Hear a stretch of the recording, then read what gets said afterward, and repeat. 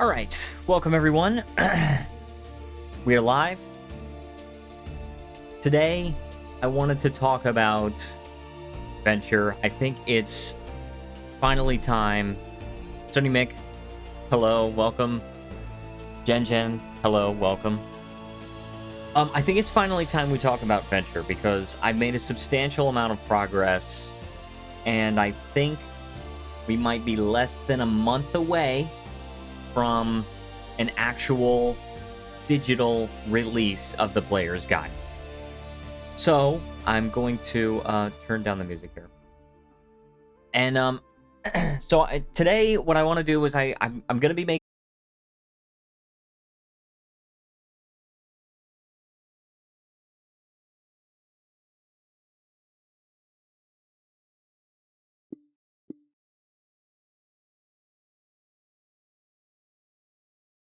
Okay, so we're back. Hi. Power went out. But we're back. Today, I really want to talk about Venture, all right? Because I've made a substantial amount of progress since the last time. And and I think we're about less than a month away from an actual digital release of it. So, um, guys, it's time. I think it's time to actually share some stuff. And today, I don't know if you guys can see this. I'm like pulling up my network settings and stuff like that. But today I am trying to connect to my internet again.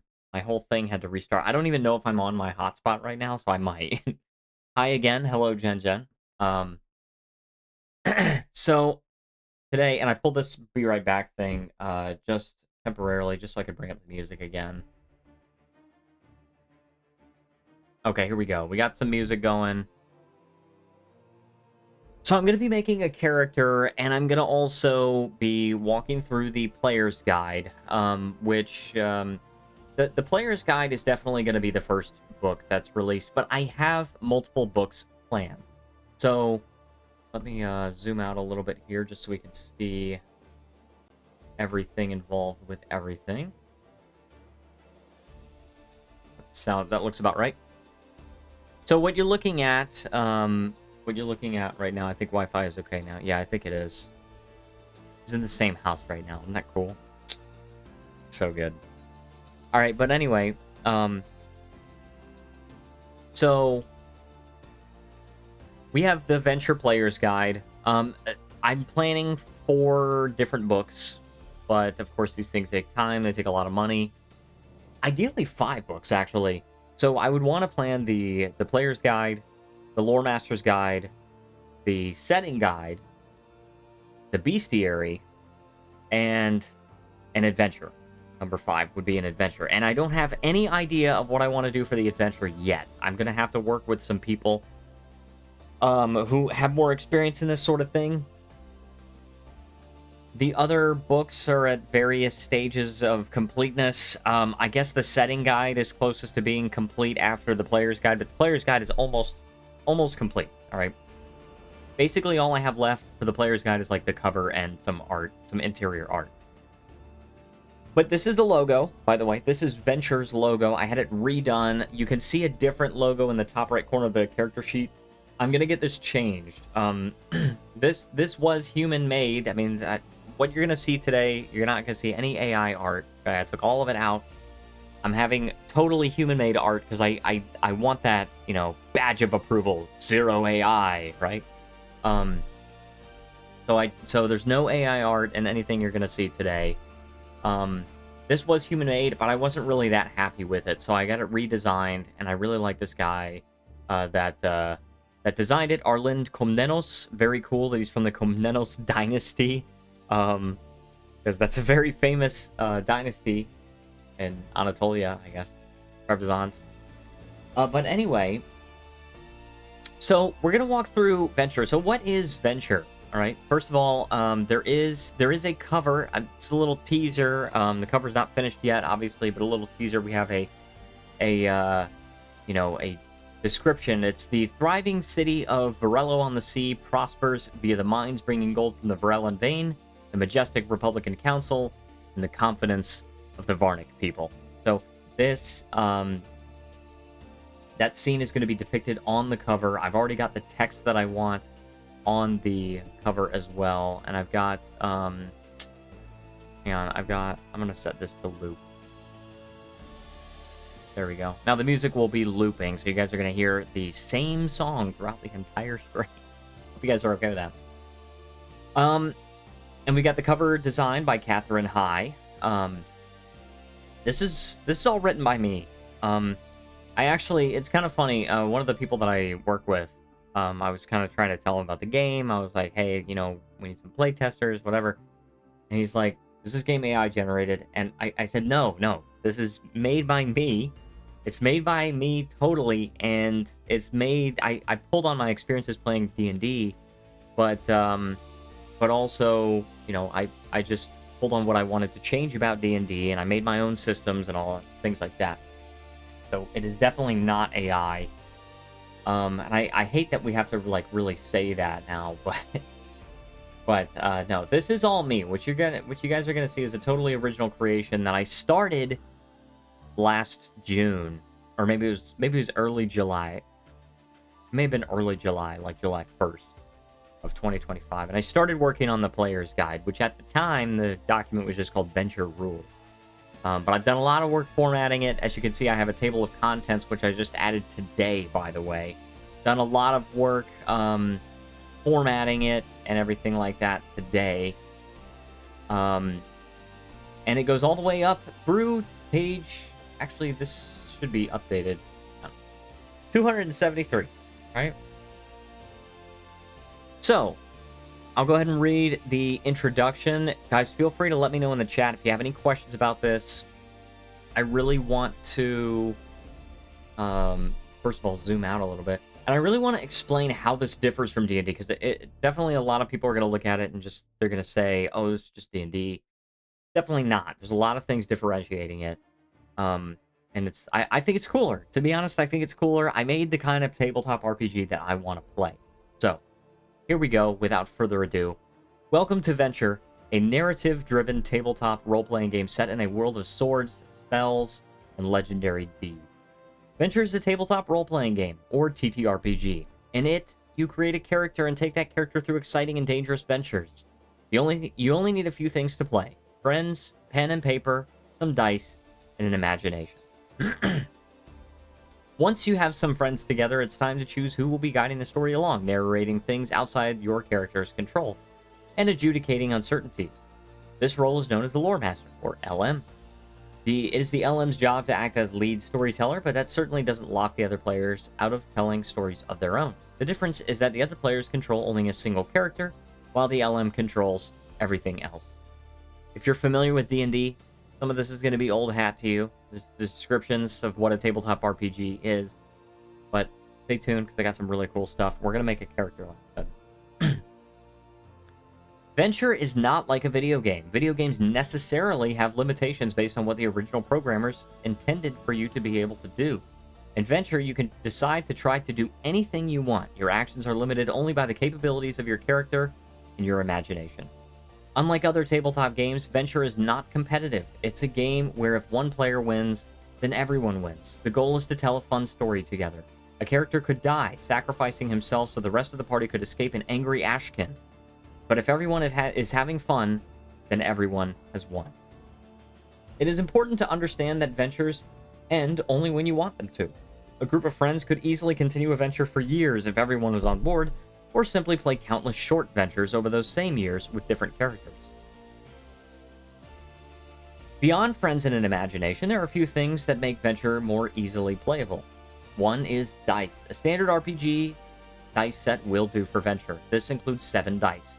D4, D6, D8, D10, D12, D20, and a percentile die used for rolling D100 rolls. D100 rolls, yeah. Sometimes called a D percentage. Later in this section, you can read about other kinds of dice that can be useful in Venture, but nothing beyond a standard dice set is required. If you don't have access to physical dice, there are many free virtual dice options for you to use. There are dice roller websites, dice roller apps for smartphones, and even Google has a free built-in dice roller. However, if you do have access to physical dice, those are recommended. This is because it's more fun to roll physical dice. That's just my philosophy going directly into the thing. 2 is a character sheet, and you can see this character sheet here. There will be some changes to the character sheet. I'm already in talks with the guy that designed this. I did have some requested edits beyond just the logo here. I did want to make some quality of life edits, like I wanted to make this box bigger for the modifiers. I wanted to make this bigger, you know, just things like that. I wanted to allow more space to write things, and also like the untrained and the unknown boxes for skills and languages, kind of unnecessary. So I want to remove those. Makes a little more space for everything else. Makes it look less busy.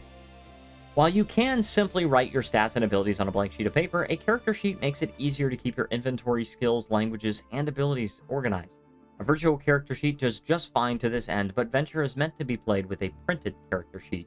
The reason why, by the way, is just Venture is made to be played at a table. You can play Venture online, and indeed, that is what I have done so far for my playtest. Played it online via Discord, and you can do that, but it's meant to be played at a table, and thus a printed character sheet, no technology involved. That is the way that you're meant to play it, right? And then of course you need a pencil. It just goes back. It just goes into the idea, like, you know, pen is like not really appropriate because you're gonna have to erase some stuff and, you know, all that. Beyond these things, Venture is a game on which you can spend as much or as little money as you want. There are dice trays, dice rollers, dice jails, book bags, homebrew books, miniatures, battle maps, and countless other accessories you can get. None of them are required, but many players find that they make the tabletop experience more enjoyable. All right? How to use this book? So part 1 is about character creation. Part 2 is about the detailed rules of Venture. And part 3 is about spellcasting. And this does take a page, if you will, from D&D, because that's sort of how the player's handbook is organized. Yeah. So how Venture is played, the core gameplay loop is just the lore master describes the situation. One or more players describe what they want their characters to do. Because this game is played at a tabletop and is not a video game, the possibilities are near limitless. Do not make the mistake of thinking that what is written on your character sheet describes the only things your character can do. You can, for example, buy supplies to make traps and make traps at the entrance to a dungeon to discourage anyone from coming in after you. You need not have a specific ability that allows you to do this. You can just attempt to do it. You can just do it, right? You don't have to have things written on your character sheet. And then the lore master is going to adjudicate the results. Then it might result in a d20 check if the outcome is uncertain. If it's certain, then the lore master might say you could just do it, or you can just not do it. It's impossible. So that's what we've got going on for here.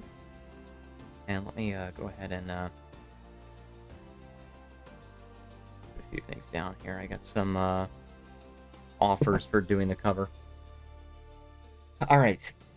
Dice used. I'm not going to go over all of these, but basically this goes over all of the possible dice that are going to be used in Venture, starting with a D2, and it also goes over like what chance each face has of being rolled, which I thought was a cool addition.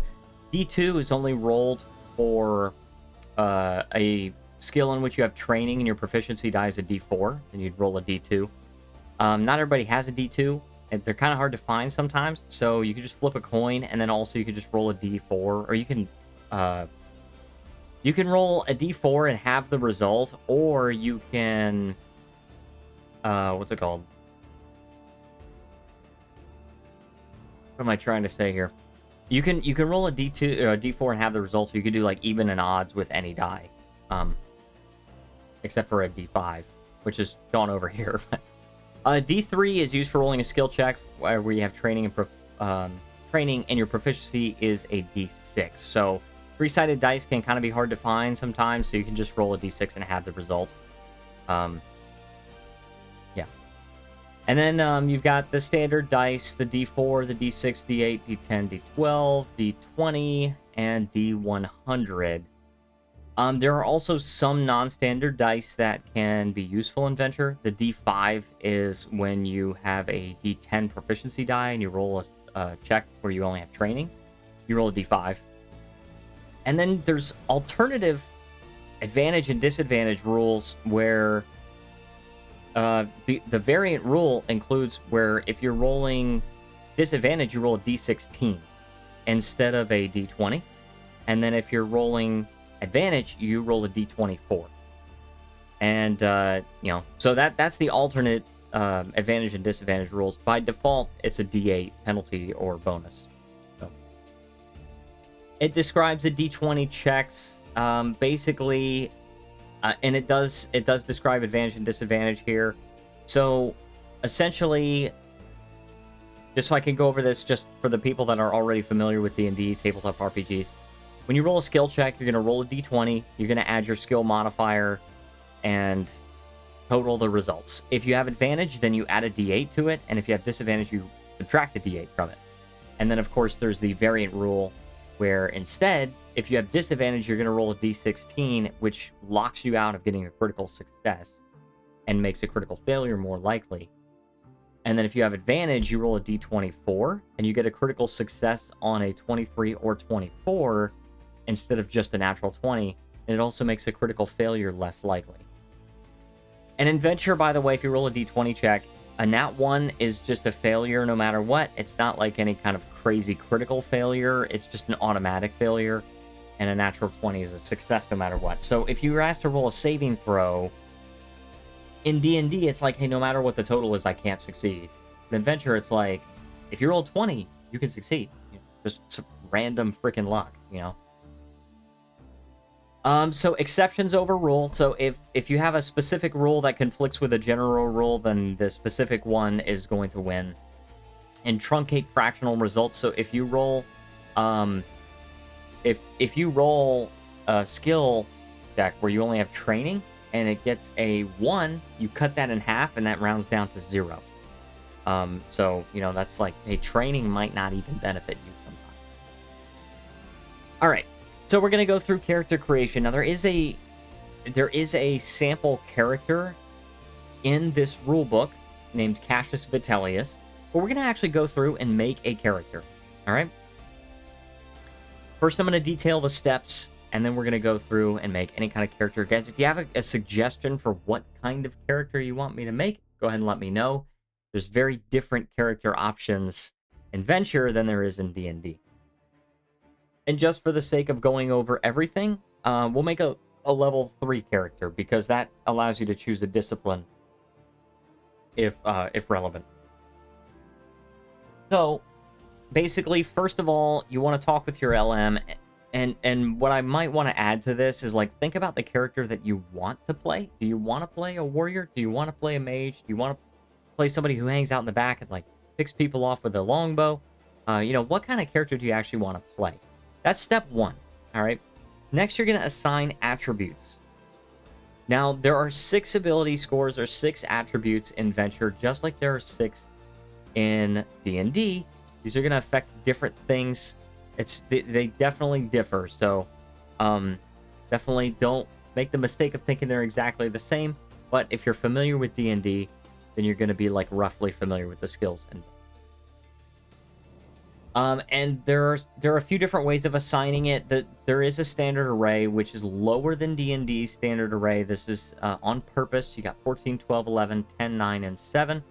If you roll random generation, then you roll... It's actually clamped random generation. You roll 5d4 6 times, and you drop the lowest. And this actually... It results in lower rolls than the 4d6. Drop lowest. 5d4 drop lowest does result, because I mean the max is 16, for one thing, instead of 18. And you're going to drop the lowest roll each time, and you treat any result below a 6 as a 6, and you treat any result above a 15 as a 15. And then you can arrange the totals however you want. For the example character, it shows you what I did. Now, as a variant rule, you can use point buy. It definitely works a lot different than in D&D. With Venture, it's like you have 63 points, and you can just put them wherever you want. But you can't get any attribute higher than 20 or lower than 1. Right? Then you also have high stakes attribute rolling, where where it's no longer clamped. So now you can get as low as a 4, and you can get as high as a 16. And then there's also power play. So, power play is for people that are really used to D&D and they really want those higher attributes. Here's an alternative standard array. There's alternate random generation, and then point buy is going to give you 75 points, which is just standard array. It's just a higher level standard array. And then it shows the table, which everyone is going to be familiar with this if you've played D&D. If you played tabletop RPGs, you know about this. All right. Now I have to say this: it's okay to have a character that's bad at some things, and in fact, you're almost guaranteed to roll one adventure. A -1 modifier to an attribute amounts to only a -5% chance of success compared to a +0 modifier. Just like ourselves, the characters rolled in adventure are not perfect. That's why we need the help of our friends. So it's okay to have a character in Venture that's a little bit weak in some things, right? The sample character that we made has a -2 in strength, or in might. It's might. Has a -2 in might and a -1 in agility. And the highest modifier is a +2 in charm, which is the Starborn's spellcasting ability. All right. Then you're going to choose a race, just to let us, just to make sure we get to play around with the feats. We're going to choose human, but I'm going to go over all the races. You're going to choose a race, and then you note the traits of the race. Humans get a feat at level 1. The other races don't. There are 9 races in Venture. Most of them are going to be races you've never seen before, and that's because I made them up. I like Minotaurs, though, so I kept Minotaurs. But there's no dwarves, no elves, no orcs, nothing like that. We're going to get to them. You're going to like them. Right? The Asudu are in here. If anyone knows about my old school D&D days when I was playing, not like old school, like first edition. Old school, like when I was playing D&D, DMing a campaign years ago, I made the Asudu for D&D. Now they're a base race adventure. They're really cool. I like them. Maybe we'll make a level 4 character and make him an Asudu. That way we can still get to play around with the feet. Anyway. Did I just say play around with the feet? Anyway. So, then also at level 1, you're going to choose a class. Venture has only 2 classes. Alright, warrior and mage. Do you want to be a warrior? Do you want to be a mage? That's the only choice that you get to make at level 1 as far as class goes. Now, there are 6 subclasses for warrior, and there are 10 subclasses for mage. So, they differentiate a lot at level 2. At level 2 is where you choose your subclass. And then most subclasses actually have a further differentiation with disciplines at level 3. Not all of them do. All right. So, you just note the traits of your class, right? And then you get proficiencies, and you get training and skills and stuff like that. And mages have a spellcasting ability. You choose your primary attribute, and that determines your save DC. You have a primary attribute and a secondary attribute, or like a trained save. We'll go over that. Then if you're level 2 or above, you're going to choose a subclass. For the sample character Cassius, we chose Starborn. Okay, that's a subclass of mage. And now subclasses also have hit points and, hit dice and mana dice if you're a mage subclass. Or if you're a Templar. Templars have mana. But, even though they're warriors. And it's different. It's often different from the base class hit dice or mana dice. So, we're going to go over all of that. We'll make a mage, just so we can play around with the magic features and stuff like that. And a Asudu mage sounds good. Alright, and then you get your features from that. Choose a discipline. Now, for the sample character, we chose Seer, so you choose a Seer. Not all subclasses have disciplines. For example, the Bard does not have disciplines. It has like a pool of features that they can choose from. Wizards don't have disciplines, and instead they just at level 3 they have like a signature school of magic that they choose, and then That they just get one feature at level 3, and then that's it. And then shamans also don't have disciplines. It's just the shaman. If you're a shaman, you're a freaking shaman. That's it. All right. So you get more spells and stuff as you level up, and then you got to choose a background. What was your character like before they became a venturer? Right? Maybe I can change this, right? Before they became a venturer, you know, what was your character's life like? Were you an apprentice learning a trade? Were you a scholar? Were you, you know, a mercenary? Were you a guard or something like that? Like, there's a lot of different things you can choose from. You start with some starting equipment, which is not, it's not gonna like really deck you out. I mean, this game is like meant to be sort of hardcore in the beginning. You're supposed to kind of feel like weak in the beginning, and like you have to really think in order to survive. Like, for example, a wizard, if you're level 2 and you're a wizard gets a D4 hit die at level 2. A mage, base mage, gets a D6, right? But you get a D4 as a wizard, so, you know, at low levels, you're supposed to feel weak. That's the idea. Now, if you start with any starting currency, then you can buy some starting equipment. Later in the book, there's like a list of things you can buy. And then also you're going to choose a feat if you're playing as a human. Obviously, non-humans don't get a feat at level 1. Then leveling up. So there is no experience system in Venture. It's meant to be narrative-driven, and milestone leveling is the only way to level in Venture. Other systems feature experience leveling. You get a certain number of experience points for doing certain things, killing certain monsters, whatever. That's not what Venture is. The goal is not just to kill as many monsters as you can so you get enough experience to level up. That's not what it is. You work together with your LM. They decide when the right point in the story is, and you level up from that. They might require you to study or something like that. You know, I've kind of experimented with that in my playtest. But that's what it is. It's milestone leveling. It's not an experience-based leveling system. All right. And you gain various bonuses when you level up, which of course we're going to have to account to as we're building our character. You gain hit points, so you get an extra hit die, which is based on your subclass. The only time you gain that class hit die or mana die is at level 1. And after that, you gain it based on your subclass. And that's actually why in this character sheet you could see hit dice type is written like this.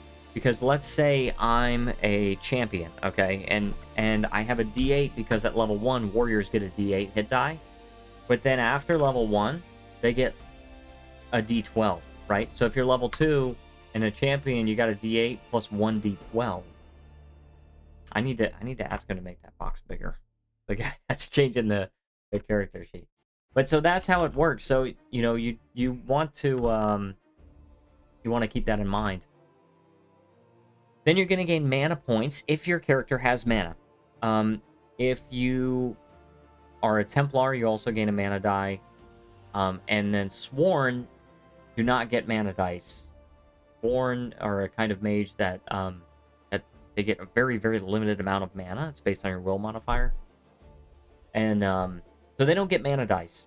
But the idea behind mana dice is you can recharge. You can, as part of a short rest, you can spend mana dice to recover mana just the same as you can spend hit dice to recover hit points. But you just roll your mana die and you add your mind modifier. And that's how many mana you recover. Then you got your proficiency die. So at levels 5, 9, 13, and 17, your proficiency die increases. For proficiency die, it is actually a die. Okay, I know this is a variant rule in Dungeons and Dragons. It's actually a base feature in Venture.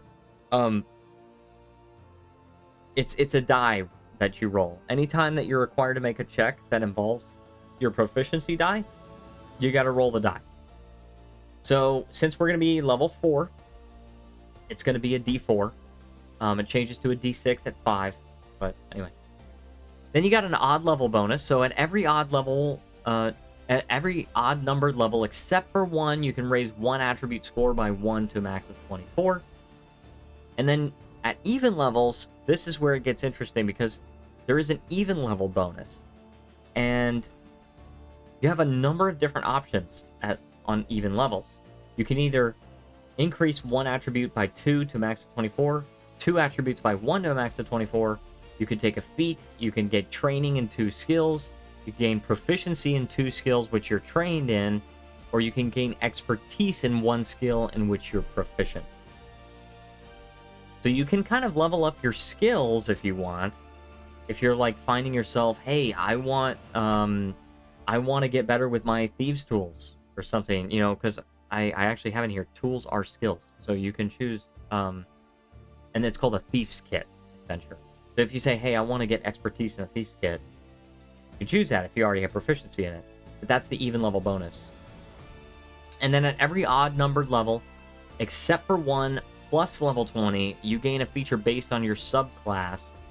That's outlined in the subclass feature table. Some subclasses feature disciplines which allow you to further customize your character within a subclass. Such subclasses gain discipline features at levels 3, 9, 13, and 19, right? So you got, you know, you level 3, then you wait 6 levels, and you wait 4 levels, you wait 6 levels. You get a capstone discipline feature at level 19, right? And then also every time you level up, you're getting a long rest. So you also gain all your hit points and all your mana points. All those abilities that you have used already. Every time you level up, you gain a long rest. And so, you know, your LM might not level you up while inside a dungeon, or they might say, hey, that's a cool time to level up, and that gives you a little boost, and now you can actually make it through the rest of the dungeon. Right? So next we have alignment. Alignment is similar in some ways to D&D, a little bit different. So, this is something where, like, I found I had problems with the D&D alignment system. And it's not a bad system, but it just didn't do what I wanted it to do. So, I felt like it was not properly descriptive. Like, what does lawful good even mean? Right? What is chaotic good? It doesn't make a lot of sense to me. And so beyond renaming it, because I renamed it structured, pure, and unstructured. And I did almost rename good and evil to creative and destructive. But I kept it as good and evil. Just because it might get a little too esoteric for people. And then neutral is renamed to self. Because you're self-interested. You don't care about good and evil. You just care about yourself. Right? And it does say, hey, you know, alignment's descriptive. It's not prescriptive. It doesn't limit what you can do. It doesn't tell you what you're supposed to do. It tells you who you are. Right? So if you're, you know, you can choose whatever alignment you want. But if you find your characters like consistently being evil when you said you're good, like consider changing your alignment to just be evil. Right? And alignment really does matter for the non-player characters, non-player creatures in Venture, because there actually is a spell called Weigh the Soul, right? And it's an apostle spell that allows you to actually detect a creature's alignment, which is kind of cool. So, all right. Those aligned with the self are generally indifferent to both creation and destruction. Basically, yeah, a good creature values creation and the destruction of destructive forces, and an evil creature values destruction and the creation of destructive forces. And a structured good creature can alternatively be referred to as structured creative. Unstructured evil can be referred to as unstructured destructive. Like I said, a little too esoteric, so I just kept good and evil. And then there's another alignment, right? There's a 10th alignment, which is balance, and I put it in the middle because that's like the best place that it fits. But it's like earlier editions of D&D, what true neutral was, and it's not intended for player characters. But it's basically you act only to preserve balance. Okay, so you might switch sides. You know, you might switch sides in a conflict because it's like, hey, you don't want the other side to get wiped out completely, right? So you can switch and you start fighting for the other side. Not intended for player characters, all right? Very rare, true neutrality maintains equilibrium, such as an Equirin that acts only to preserve balance, all right? So an Equirin, actually, Venture doesn't have dragons, all right? The Grimalkin are what Venture has instead of dragons. They do have alignment. They have intelligence. They have different abilities. Some of them have spell casting, things like that.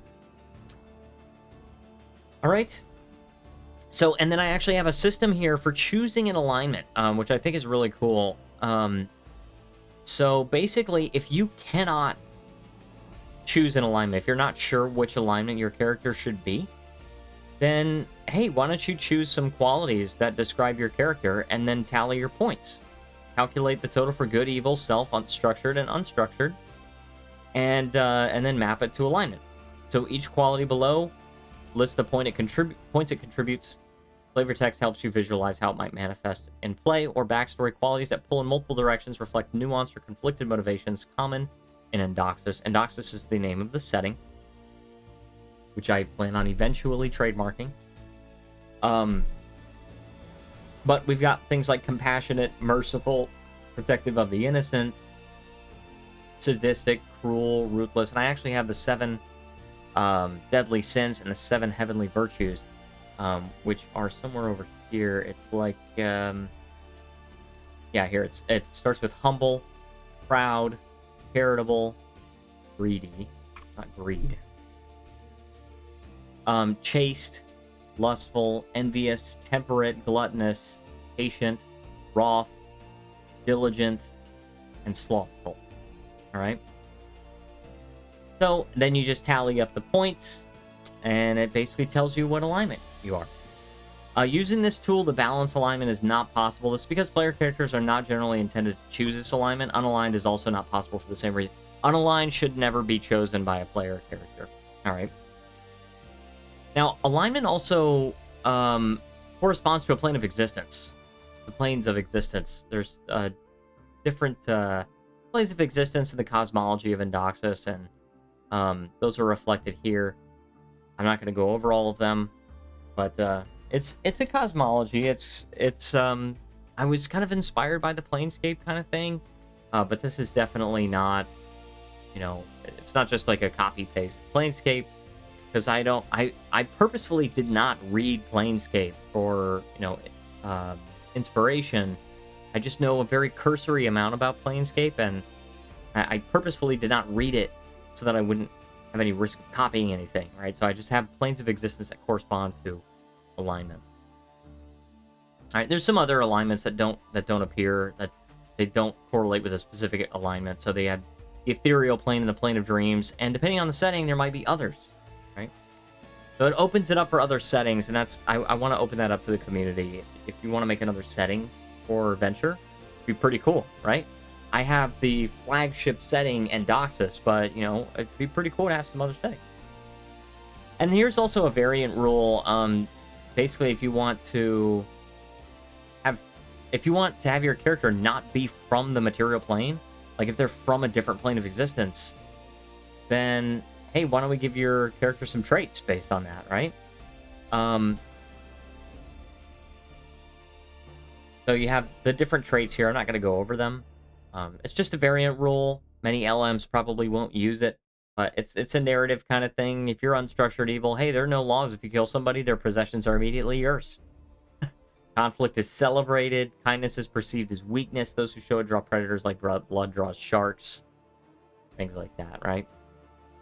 All right, then we have the races. So this is what we're going to do, all right? We're going to name our character. We're going to choose it based on the race we choose, right? So in Venture, we have 9 different races, all right? There's 2 pieces of art, which are official art in this book. Gen is actually working on another one for the champion. Almost done with it. Pretty cool. But it's not finished yet, so it's not in this book. There's one that's created by Gen and here, and then there's one that was made by a different artist. That is also, it's for the Usudu, actually. And that was made by the other artist. But for the humans, there's a number of different human cultures. The idea is, in Endoxus, humans make up the vast majority of the population in Endoxus, all right? Non-human are quite rare. And so, okay, well, how do you differentiate humans from each other? Okay, well, there's like several cultures, right? And they descend from an ancient world-spanning empire known as Mu. It was inspired by the Pacific version of Atlantis, an empire as mysterious and enigmatic as it is ancient. 5 major nations make up the modern human diaspora, each with many subcultures. So we got Dazan, Irmar, Karth, Shanghua, Solara, Vale, and Varnia. I was going to be Valet, but I decided Vale. I decided Vale. Right? And they have, like, different names. And, you know, what they're like. That's the human features. Alright? The next ones are Apasari. Alright, so you've got basically bee folk, and this goes over what kind of people bee folk are. Alright? Basically humanoid insects. They come from the verdant valley of Thrixalis, land of honeyed winds and golden blooms, nestled between the offshoot ridges of the Trilogy Mountains. I actually have a map of Endoxus that I got a cartographer to make. It looks really, really cool. I might be able to show it. Can I? Maybe? Don't look at my file system. Okay. Hold on one second. Let me see if I can, see if I can find it. I think this is it. Alright, so this is Endoxus here. You can see the... you can see Thrixalis right here. This is where it's meant to be. This is the Trilogy Mountains. Okay? Called the Trilogy because it's like three spokes, right? And you've got Dazan here. You've got the Isles of Karth. The Irmari Confederation. You've got the Jade Assembly over here. You've got the Solaran Imperium and the Morning Vale Clan. Alright, those are the 5 human nations. And the non-human races are basically confined, most of them are confined to like a single place, right? They don't venture too far outside that, right? Oh, and you've also got the Varnic Republics. That's another nation. They don't have like a contiguous land. They have like Varello, Arbelio. They've got Trevasto. They've got Hortenza, Darentine, Helvasia. Yeah, and they've got some other ones that are listed in the setting guide, but they're not on the map. Just minor settlements. But that's what it looks like. So if you hear the Trilogy Mountains, that's what that means. It's like 3 spokes. If you hear the Mariculum Sea, that is that's what that is. It's like sort of an internal sea. I am thinking about having this map redone. I'm not entirely happy with it because I feel like it doesn't loop. I feel like it doesn't show the whole world, right? Because you have this in the north should be like really cold, right? But it's not. So I wonder what's beyond this map. However, it does loop horizontally. So that's the thing, you know? I'm not exactly sure, you know, what I want to do here, but that's Thrixalis, all right? We're going to pull this back up. And that's the Apasari. They have a culture and society. I'm not going to go, you know, through this in great detail. But basically, it's just the culture of these bee people that you can play as. You got their religion and philosophy. Basically, they worship their queen of the hive, which is in Thrixalis. They rarely leave the fertile valley of Thrixalis. They have a language which is Fuzz script, right? And you got common names here, kind of cool, right? We got a bunch of Z's in the names, right? And you have their traits here. Next one is the Asudu, and I think the Asudu. Okay, they are on the right page. Good. And like I said, the art that's in here is all human made. Originally, there was some placeholder art that was like AI made, and I took all of it out. The only art that you're going to see in this book is human. All right. So the Asudu art, I think, actually was finished a couple of days ago. I think the artist that was working on it finished a couple of days ago. Vector art, pretty cool. Different style from Gen Gens, but I really like it. So the Asudu I actually made back when I was DMing a campaign in Dungeons and Dragons, and they're basically this like reptile race that also has hair, and they come from Verdance, the unstructured good plane, and they were made by this giant jungle serpent named Noctuatl, but he created them imperfectly, and so the whole goal of the Asudu is to destroy their creator, Noctuatl, the great jungle serpent. I just think that's so cool. It's a really cool adventure hook. And actually, I went in the D&D campaign that I DM'd. The characters actually teamed up with the Asudu and destroyed Noctuatl, and that was like their level 20 fight, grand showdown, boss fight. And they almost died. Actually, they almost died. I mean, it was like a 2-phase fight, and he had a total of like 1,200 hit points or something like that. It was insane. And I still had the stat blocks, actually. Anyway, so that's the Asudu, and this is the kind of character we're going to make today, okay? I'm actually going to make an Asudu. And they all have a mantra, so you can roll. This actually, I found my old D&D PDF where I wrote all the stuff about the Asudu, and you can roll a D8 to decide your mantra, or you can choose. The base one is Rain or Die. And they have an ability called Rain or Die, which is, I think, so cool. I love what I did with the Asudu. You know, not to toot my own horn, but that's kind of like what this stream is. So they have mantras, right? Asudu have mantras. Most of them have Rain or Die, but they also have a few other ones. And basically, the Asudu view themselves as just completely superior to everyone else. They view themselves superior to humans, superior to the Apasari, to Minotaurs. They are the greatest species on the planet, in the world of Indoxus. And they speak the language of Asudu. Alright, so we're going to choose a name based on the Asudu. This is the art of the Asudu. Very, very cool. I love what she did with it. Her name's Rue. Comes from Rudy Studios or something like that.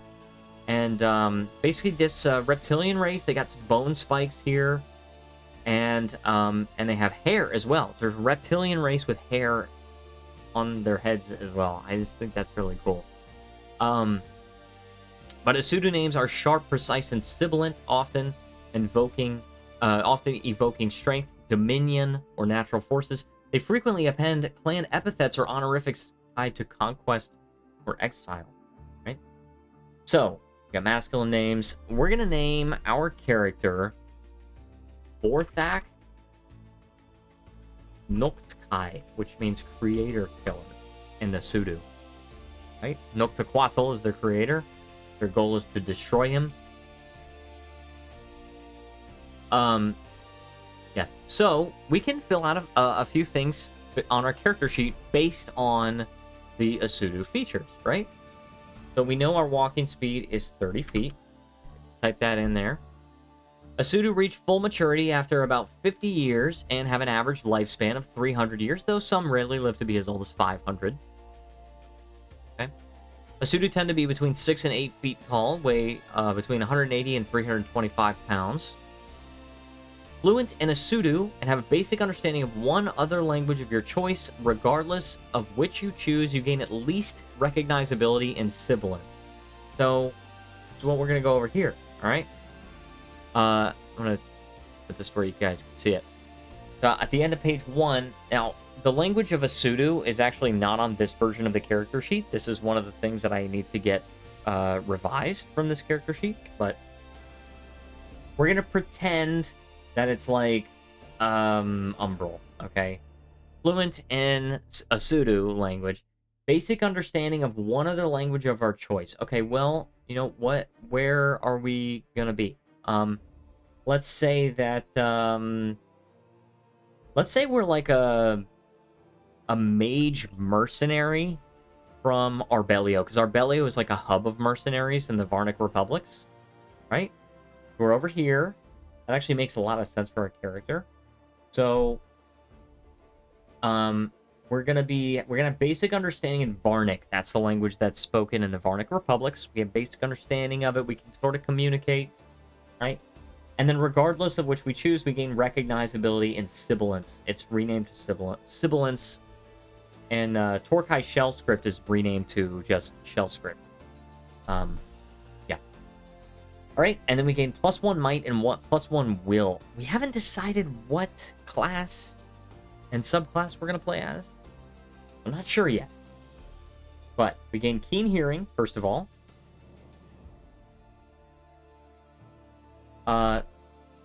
Advantage on perception checks that rely on hearing. Hopefully my keyboard is not too loud. All right. And then we also have bone spikes. While wearing no armor or light armor, you can add... What is going on in my Discord server?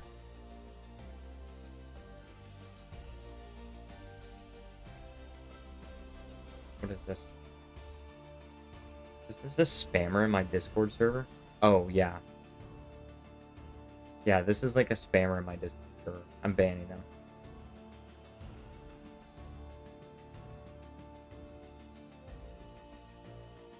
Boom.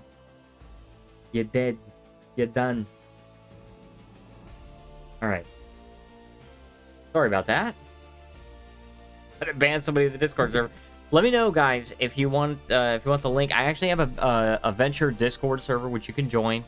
You do have to apply to join, but I'm pretty open about it. If you really want to be a part of this, then feel free to ask about it. I'll put an invite link in the chat or something like that. All right. While wearing no armor or light armor, you can add an additional +1 to your armor class. Okay. Then we got Force of Wind, which is not going to be relevant to our character, but your unarmed strikes have a range of 15 feet. Okay. And then Rain or Die. I'm not going to write the description of that, but that is such a cool ability, in my opinion. I made it, after all. So when you make an attack roll, ability check, or saving throw, you can choose to roll a d2 instead of a d20. Result of 1 is counted as a natural 1, and a result of 2 is counted as a natural 20. Alternatively, you can use a reaction to force a creature you can perceive to do the same. You can do this feature a number of times equal to your primary attribute modifier and regain all expended uses when you finish a long rest. You know, you might notice the language is a little bit similar to D&D. That's because I copied my original document that I made when I wrote this for D&D. So, but primary attribute is a venture thing. We're going to choose that. It's coming. But we're going to go over just cursory things of the other races because I don't want to bore you guys. But just so you know what the other races are. Okay, so you got the Grish. The Grish are like tree people, basically. They're pretty cool. Kind of tall, right? And they also have really good relationships with the humans. They love the humans love them, and I think with the languages, oh yeah, you actually when you go to languages, you're fluent in Sylvan Root, but you're also fluent in a dialect of Common and another language of your choice, right? So the language is kind of crazy. Fluent in 3 different languages. The way that languages work in Venture is that if you are fluent in any dialect of Common, you automatically get basic understanding of every other dialect, right? So as the Asudu, we only get basic understanding of another language. We chose a dialect of Common, but if we had gained fluency, then we would gain basic understanding of all the other dialects, okay? What I might do is I might just make it, hey, if you have basic understanding of any dialect of Common, then you gain at least recognizability in all the other ones, right? Pretty cool. Recognizability means you can tell what language is being spoken, but you can't understand any of them, right?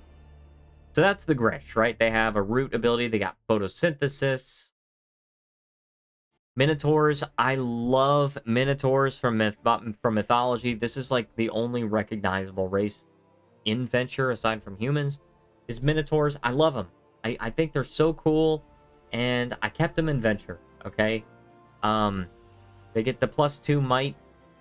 They got charge attacks. They got labyrinthine sense where you always know which direction you're facing. You always know how to reach the exit of any indoor structure, and you're immune to the Labyrinth spell. Kind of powerful, because the Labyrinth spell is an extremely powerful spell. I would have to look it up to remember exactly what it does, but it's very powerful. The Maikari are basically mushroom people. That's another race we have in Adventure. And they speak telepathically by default. It's kind of cool. They speak mycelic. All right. Reach adulthood at 5, typically live between 40 and 60 years. Average 5 feet tall, weigh an average of 120 pounds. Fluent mycelic, which can only be spoken telepathically, though your body does have the ability to speak aloud. You have basic understanding of one other language of your choice. All right, so it's a little bit more difficult for the Maikari to communicate. But they do have this thing called telepathic murmurs, which means you can communicate telepathically with any language you know. And then even if the creature you're communicating with does not have telepathy, they can still respond to you. So you can communicate that way if you want to respond, if you want to just only talk telepathically. Yeah. Right? And then you got Torkai, which are tortoise people. And you know what? I never even actually showed you guys like where these creatures live. So the Minotaurs are centered in Labyrinthos. It's like their whole city is an actual labyrinth. They did that because like they can make it through it really easily, but other races can't. And then the Torkai actually live in a place called Shellspire. And what do we have here? So the Grish, which I was mentioning, the Grish do not have a home city in Doxus, and that's because they walk among the humans. Okay, they actually, like, humans are totally fine with Grish. Grish are totally fine with humans, and that's why if you play as a human, even like you get fluency in a dialect of common and in one other language of your choice. But no matter what, you gain recognizability in Sylvan Root because you would have heard Sylvan Root being spoken anywhere as a human. So you know about the Grish. Grish and humans love each other. All right. But that's the Torkai live in Shellspire. They're tortoise people. They're the slowest race. At 20 feet is their speed. Very heavy, short and heavy. But they do gain 3 total bonus attribute points, whereas most of the other races just gain +2. Right? So the Torkai are actually gaining 3. And then you can also retract into your shell. I'm sorry. I love this one. You retract into your shell for 3 action points. Your armor class increases by 10, but you can't take any actions until you spend another 3 action points to come out of your shell. So if you have to survive for a really long time, you don't really think you're going to survive an onslaught if you just keep fighting. Retract into your shell. Your armor class is going to be a lot higher than it was. And now you can survive for a lot longer, you know, as long as you can keep the attention of people. Then you have the Umbran, which are basically shadow people. These guys don't really have a home city. They're a very mysterious race. All right. I'll read part of their origins. Right? The Umbran are a mystery even to themselves. Records of their existence are scarce, and myths contradict one another. Some claim they are visitors from a veiled plane beyond mortal comprehension, a shadowed reflection of the known world. Others whisper that they are manifestations of an omniscient will, fragments of an unseen consciousness that stirs behind the fabric of reality. No known culture has ever recorded their arrival. They simply appear. One day a traveler may meet a shadowy figure walking through the mist, their eyes faintly glowing and their form moving just out of rhythm. And that traveler will speak to them as if they had always been there.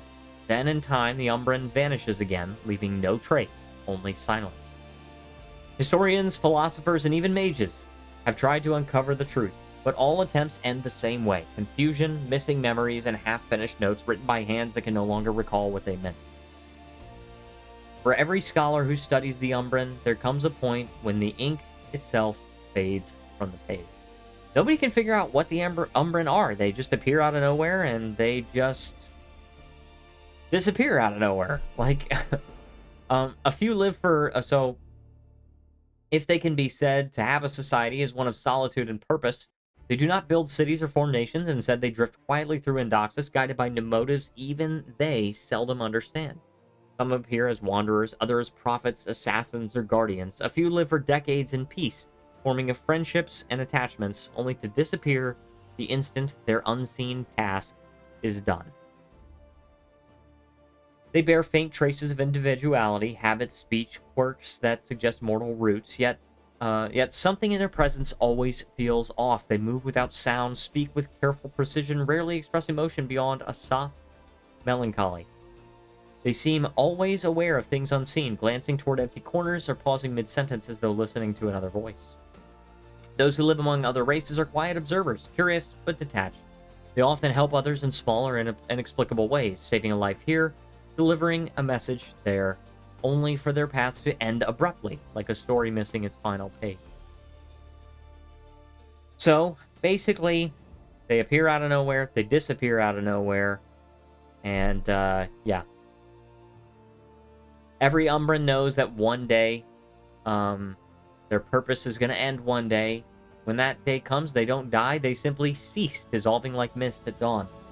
Whether this is release, return, or complete erasure, none say. I just wanted to explain that a little bit. But that's the Umbran, alright? They're a little bit faster than humans. They don't age in the same way as other races. There are no phases of maturity, and there is no defined lifespan. Some could exist for a day, others for 5,000 years. Umbran are typically the same size as humans. Usually don't weigh more than 10 pounds. Right? They're shadow people. You're fluent in Umbral, which is actually also a sign language. It's verbal and somatic, so you can actually communicate silently using Umbral. And you also gain Night Sense. This is basically the only race that gets Night Sense. The Vizari are coming down below, and they actually get a more powerful version of Night Sense. But most races and Endoxus and Venture do not have it, right? And you can also, like, teleport between shadows and stuff. Pretty cool, right? All right, the Vizari is the last one. And it's a reptilian, snake-like people. And they actually do have a population center, which is in Sarsask, right?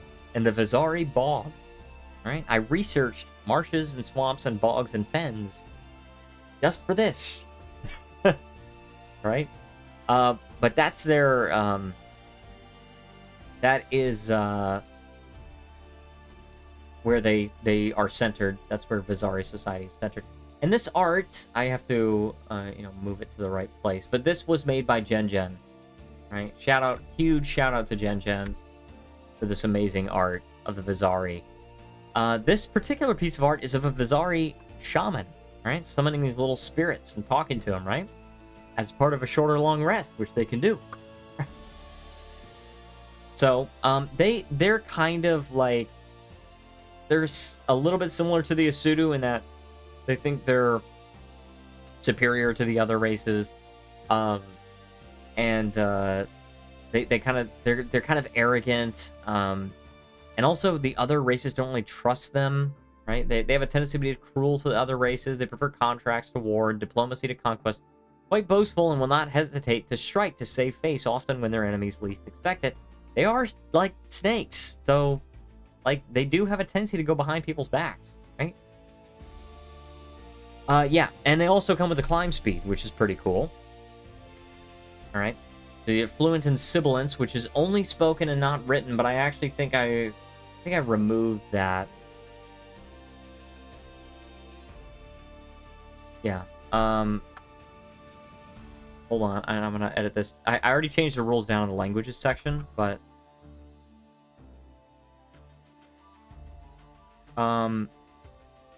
you gain fluency. I think this is the way the language is in the other races. You gain fluency and sibilance and basic understanding of one other language of your choice. If you choose +2 mind, then you're instead fluent in one other language of your choice. So with Vizari, there's actually a choice. Do you want +2 agility or do you want +2 mind? If you use +2 mind, you get an extra fluency instead of basic understanding. Kind of cool. I like it, but that's what that is. You get sticky feet. Pretty cool. It's like a spider climb ability. And you get heat vision. So you have night sense to 60 feet, and you can sense the exact location of any living creature not behind total cover within the same range. So it's slightly buffed Night Sense, all right? All right, so classes. We got to choose a class. I did say we were going to make a mage. And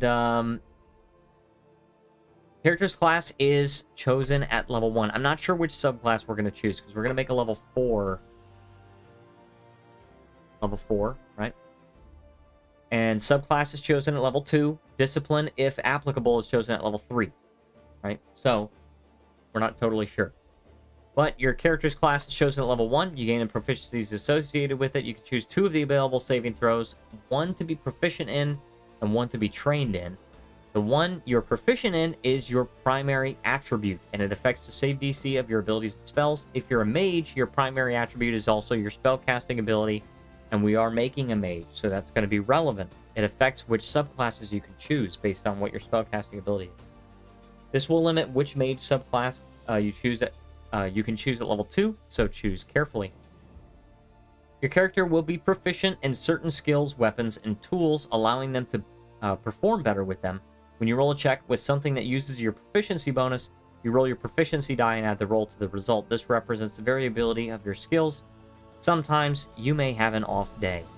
So untrained is where you just don't have a bonus. Trained is where you roll your proficiency die and add half the roll, rounded down minimum of 0 to the result. You can, however, if your proficiency bonus is a D4, which ours is, you can roll a D2, okay, and then you would have a minimum of 1, a maximum of 2. You know, but it's just dependent on how you play. If you want to roll, if you want to like flip a coin, or if you want to roll a D2, you can do that.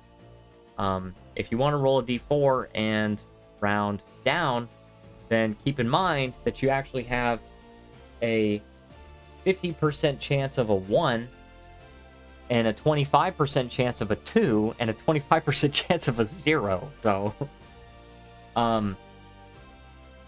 yeah. If you're proficient, you just roll your proficiency die, and if you're expert, then you roll your proficiency die twice.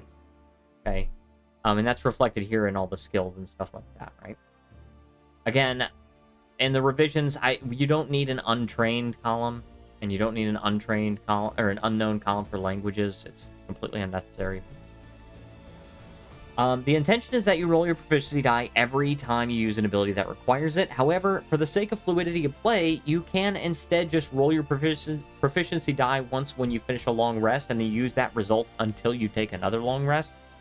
This is because I put this in here because I play with a bunch of my friends D&D, and I have always loved the proficiency die system, but one of the players at my table just really doesn't like the proficiency die system and really prefers a proficiency bonus. And so I put this in there just for my friend, right? Shout out to Brad. So you could just roll it when you finish a long rest. There's still variability because you still are rolling the die, but you just roll it once a day, and then you just use that, you know, that result for the whole day. So you can just, if you roll really well, hey, you're gonna have an amazing day because your proficiency die could be a 4, right? But it also could be a 1, or you could roll 0, right? That's good. Oh no, because that's, if you roll a 1, then a training bonus would be 0. Anyway. And then some spells and abilities require a target to roll a saving throw. The DC of this is calculated as 8 plus your primary attribute modifier plus your proficiency bonus. So that's where you roll it. And that's like every time you every time you cast a spell, you gotta roll it, your proficiency die to see what the DC is that they have to pass, right? So we have 2 classes. We've got warrior and we've got mage, right? And it goes through the warrior subclasses here. And there are 2 features that warriors get. That's just like all warriors get. You get tactical expertise, and you got relentless. Well, we're not playing a warrior, okay? As you can see, just warriors at level 1 get proficiency in 1 kind of weapon and light armor.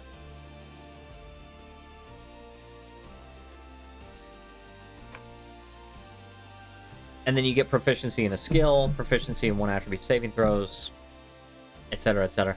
We're going to actually decide attributes, all right? Because we're choosing a mage. All right. The mage, you can see what they get, and we got a bunch of subclasses. Before we assign attributes, we're gonna have to decide what subclass we want to play as. If you guys have any suggestions, let me know. Otherwise, I'll just choose. Okay. There are some that some here. If you are familiar with D&D, you will not recognize. Some you might think you recognize and you don't. Right. Obviously, the bard, druid, scion, the wizard, people are gonna recognize. Warlock is not the same. All right. If you're looking to play a warlock from D&D, your best bet is the Sworn. All right. It's similar to the D&D warlock. Also, Purple Twig is here. Hi, welcome. Glad you could join the stream. We're making a character in Venture. I think we're probably a month or less out from a full digital release of the player's guide. What is this Venture thing? No, it's not D&D. It's my own system. All right, I've been working on this system for a really long time. It's now about 270 some pages, and I'm pretty close to being done with the player's guide, with 4 other books planned in various states of completion. But this one's pretty much done. I just need some more art for it. So we're gonna make a character, all right? And first, we have to assign attributes. So the standard array, we're just gonna choose the standard array, right? And I'm gonna open a text editor, and we're just gonna assign attributes that way. All right, text editor. The standard array, I think, is 14, 13, 12, 10, 9, and 7, I think. Premise, what makes it stand out? Excellent question. So I'm actually my goal is to go over all of those features in this stream. So far, I've gone over a bunch of the races. Actually, I've gone over all the races in Venture. They're all different from D&D except for the humans. So I'm just going up to make sure I can confirm the standard array. This is art Gen made of the Vizari, right? And then we also have the Asudu, which I have had the idea for the Asudu for a really long time. They're here, right? That art was finished a couple days ago. Let's also just write Asudu under our race, all right? And I have to make sure that the standard array is indeed what I think it is. We're scrolling up. Yeah. There are a lot of features that make this stand out. For example, the action point system while in combat. See, in D&D, you have like your action, your bonus action, your simple action, your movement, or whatever like that. And in Venture, instead, you have... Oh, hold on. Okay, I got it slightly wrong. In Venture, you have 3 action points. And you can use your action points for a variety of different things. Some things cost multiple action points. You don't have spell slots in Venture. You have like a mana system. And at level 1, you can only choose between 2 classes. You've got Warrior and Mage. And then at level 2, you choose your subclass. There's 6 Warrior subclasses and 10 Mage subclasses. And I want to actually like add the functionality of homebrew. So if somebody wants to make their own subclasses, if you have more ideas than I do, then I would be really fascinated to see what people come up with. But we got 14, 12, 11, 10, 9, and 8. Oh, sorry, and 7. And then for the Asudu, this is how I jump between places in the book. I just type features. For the Asudu, you get +1 might and +1 will, right?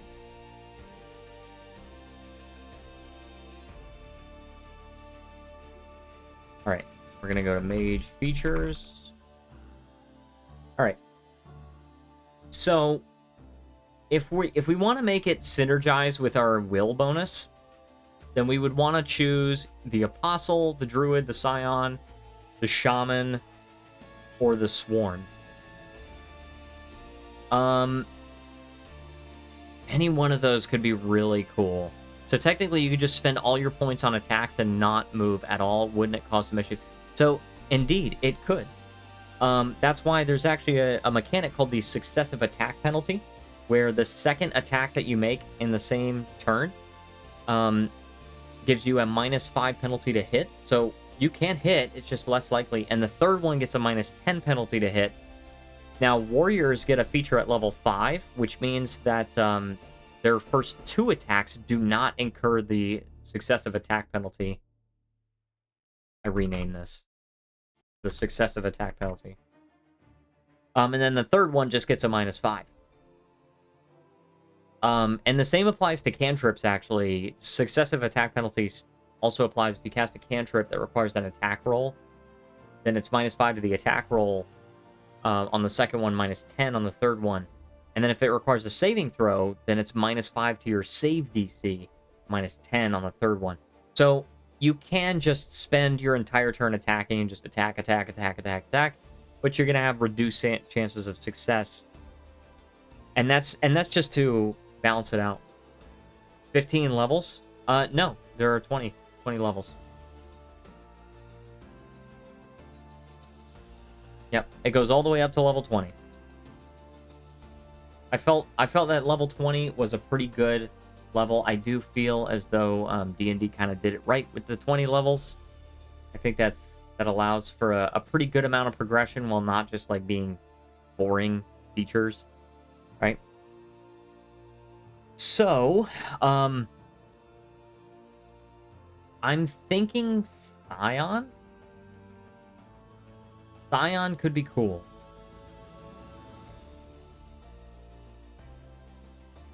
We want to choose something with the will spellcasting modifier. Although we could choose... Sorry, I meant 20. No problem. Yeah, 20, and that's the same in D&D, and I don't know how similar it is with other tabletop RPGs. I don't have a lot of experience with other tabletop RPGs, but I know that uses 20, and I really like the 20 level system. You want to have some solid progression, but you don't want so many levels that like leveling up feels like nothing, right? So, I'm thinking Sworn, and that way we get to play around with the unique mana mechanic that they have. I'm thinking that's what we're gonna do. I'd imagine you'd want a lot of things to intersect with D&D, because let me see, because they did years of extensive balancing. So I doubt revamping absolutely everything is a good idea. It would be hard to balance. Yeah, totally agree. Yeah, there are definitely things that intersect with D&D. For example, when you level up, if you roll your hit die and you add your Constitution modifier. Okay. Now, when it comes to mana, you're rolling your mana die and adding your Mind modifier. And, so it's a similar mechanic, actually, as hit point. But, so... I'm thinking Sworn. I think that would be good. Then you don't even have to worry too much about your Mind modifier, because the Sworn gain mana in a different way. It depends on your will modifier. So I think that's what we're going to do. So we're going to be a Sworn. Oh, that actually fits really well with the Asudu character. All right. So let's actually write down will. And then our alignment, we're going to make that, like, structured self, okay? Structured self, right? Because the Asudu, they were created in the plane of unstructured good, but they are not unstructured. They were, like, structured, and they started building cities, and they started, like, forming these strict organizational hierarchies and everything like that, and their creator, Noctequatl, threw them out of Verdance. They cast the Asudu out into the material plane. And so the main goal of the Asudu is to destroy their creator, Noctequatl. Why a brand new game? I've seen people play D&D variations with completely fresh sets of races. It seems like you wanted to revamp action point system, but what else? I'm glad you asked. I'm going to be going over all of that. And I will get into that as I go through it. But there's other systems like the mana system, and I've got like the damage reduction system and the death counter system. And I've got, like I said, training, proficiency, expertise, and things like that. I'll go over all of that.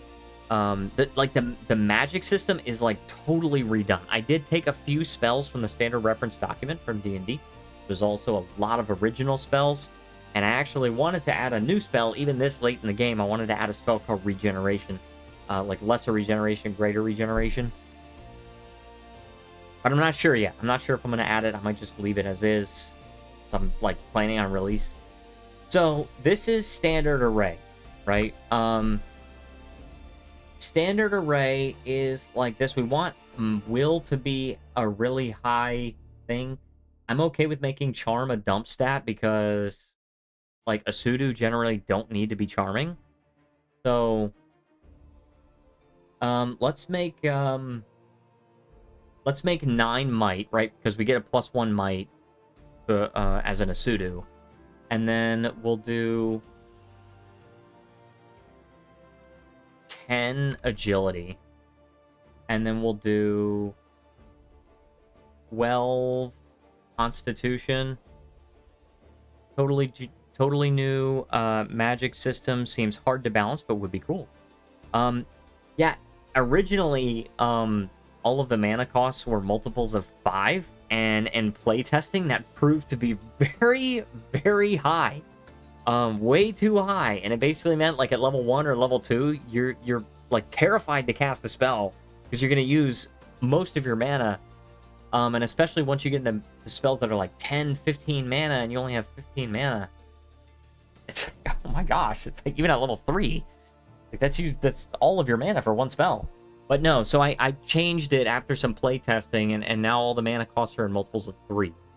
So, and it used to be that the maximum cost for mana spell was 100, and that's been reduced to 60. Or I think Weave Warp is 75. I think. I'm not certain. So we got 12 Constitution. We're gonna do 11 Mind, 14 Will, and 7 Charm. All right. So now we can actually add that. We're gonna add 1 to our Might because we're the Asudu. We get the +1. We get 10 Agility, which makes us not have a penalty for initiative and stuff. The Mind is here. The Constitution is a 12. The Will is a 14. Or it's actually 15 because we get +1. And Charm is 7. Right? We're gonna +0. This is one of the revisions that I want for the character sheet. Is I wanted to make these boxes bigger.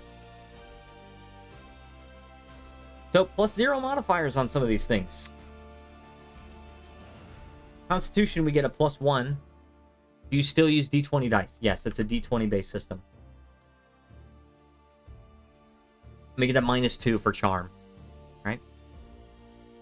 And we're going to choose Sworn and Discipline. You guys don't know. You guys haven't seen it yet. I haven't revealed it yet. But for the Discipline, we're going to choose Grimalkin. All right? The Grimalkin. And obviously for our primary attribute, now we can actually take a look at this, right? So our hit die is a D6, right? We got a D6 hit die. We got a D8 mana die.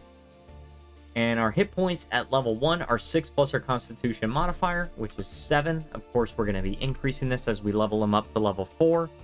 But we're just putting it in here so we can track our progress. At level 1, we have 8 plus Mind modifier of mana, which is just 8. And of course, that's going to change the calculation once we choose Sworn as our subclass. And we get 1 mana die and 1 hit die, right? So we get proficiency in staves. I'm not 100% sure I want to keep this because being able to use a staff as a spell focus and being able to use it like as a monk uses a staff, a little bit different. But for now, this is what we got. We have proficiency in 1 skill from the Mind, Will, or Charm attributes. And I'm thinking I want Insight. I think that is pretty good. And then we, of course, see the core stars seem the same, just slightly different names. Any major differences? The core stars. Are you referring to things like Apostle, Bard, Druid, Warlock, Wizard. Are you referring to those like things that also appear in D&D? Because they do have some major differences. Some of them are like sort of similar, but still different. Some of them are like minor differences. But I'd be happy to answer the question. And then, all right, so we gave proficiency in one attribute, saving throws. That's a primary attribute we're going to choose. Will, of course. Then we get training and saving throws of one other attribute, which we will choose Constitution. Solid choice for mages, because Constitution saving throws, that's how you maintain concentration spells, right? So, at level 1, you get spell casting. Of course, we already wrote our pseudo features. Spell casting, so you can shape the threads of the weave in ways that suit you. Oh, of course, stats, yes. Might, agility, mind, charm, constitution, yes. So, they are, in many ways, they are the same. They're different in some. For example, I've added some skills, such as recall, linguistics, appraisal is a skill. Intimidation is under might instead of in D&D it's under charisma. Leadership is a new skill under charisma. Initiative is a skill. Hold breath is a skill under constitution. And right? Yes. Right.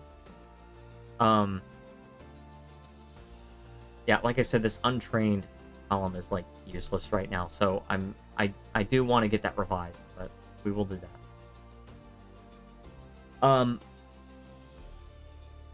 They differ in some ways. Like, for example, the mind is going to control how much mana you get. But a lot of the things, like if you're familiar with D&D, it's going to be fairly easy to come over to Venture, just because a lot of the core concepts, like right at the core, it's like rolling a d20, rolling a skill check, rolling a saving throw, those are going to be familiar to you, whereas some of the other things, it'll take some getting used to, the action point system and the mana system, for one thing. Yeah. So, we've got our spell casting. You can shape the threads of the weave in ways that suit you. You number a number of spells equal to your level plus your spell casting ability plus 2. All right. So your level right now is 1, plus spell casting ability is 2, plus 2 is 5 spells. So every time our will modifier goes up, we learn another spell. Every time we gain a level, we earn another spell.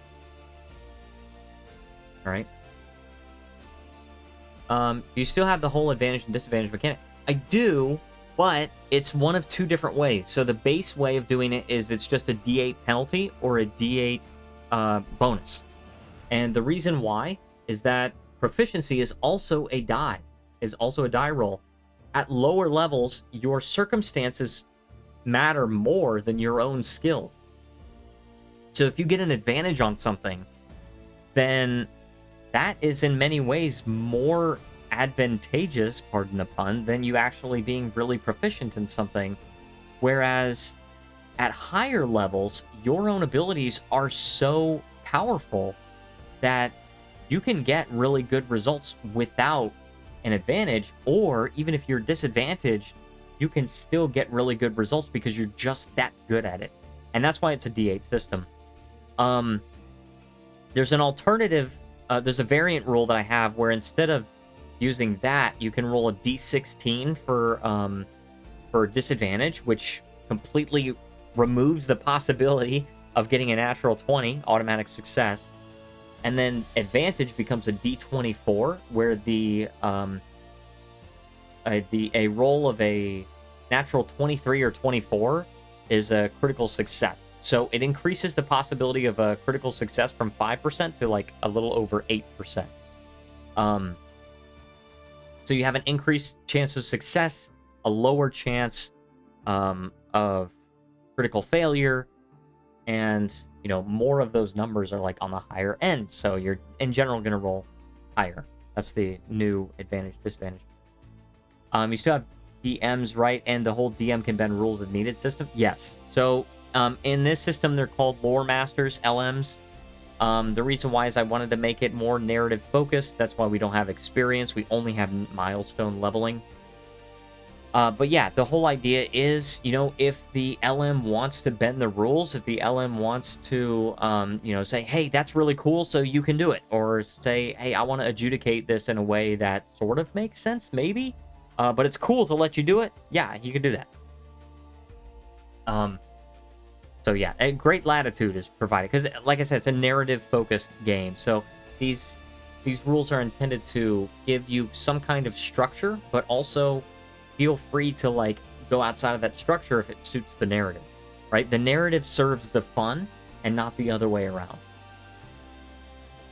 right? These can be spells of any type as long as they're on the universal spell list, and if you later have a subclass that has exclusive spells, which is every subclass except for the wizard and the Templar,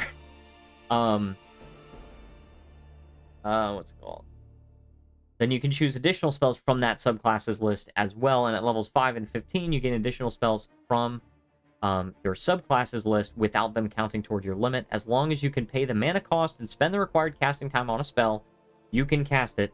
There are no other restrictions. Of course, that includes also the components, because there are components involved, but when you level up, you can change out any of the spells you know for other spells as long as they are universal or in your subclass's spell list.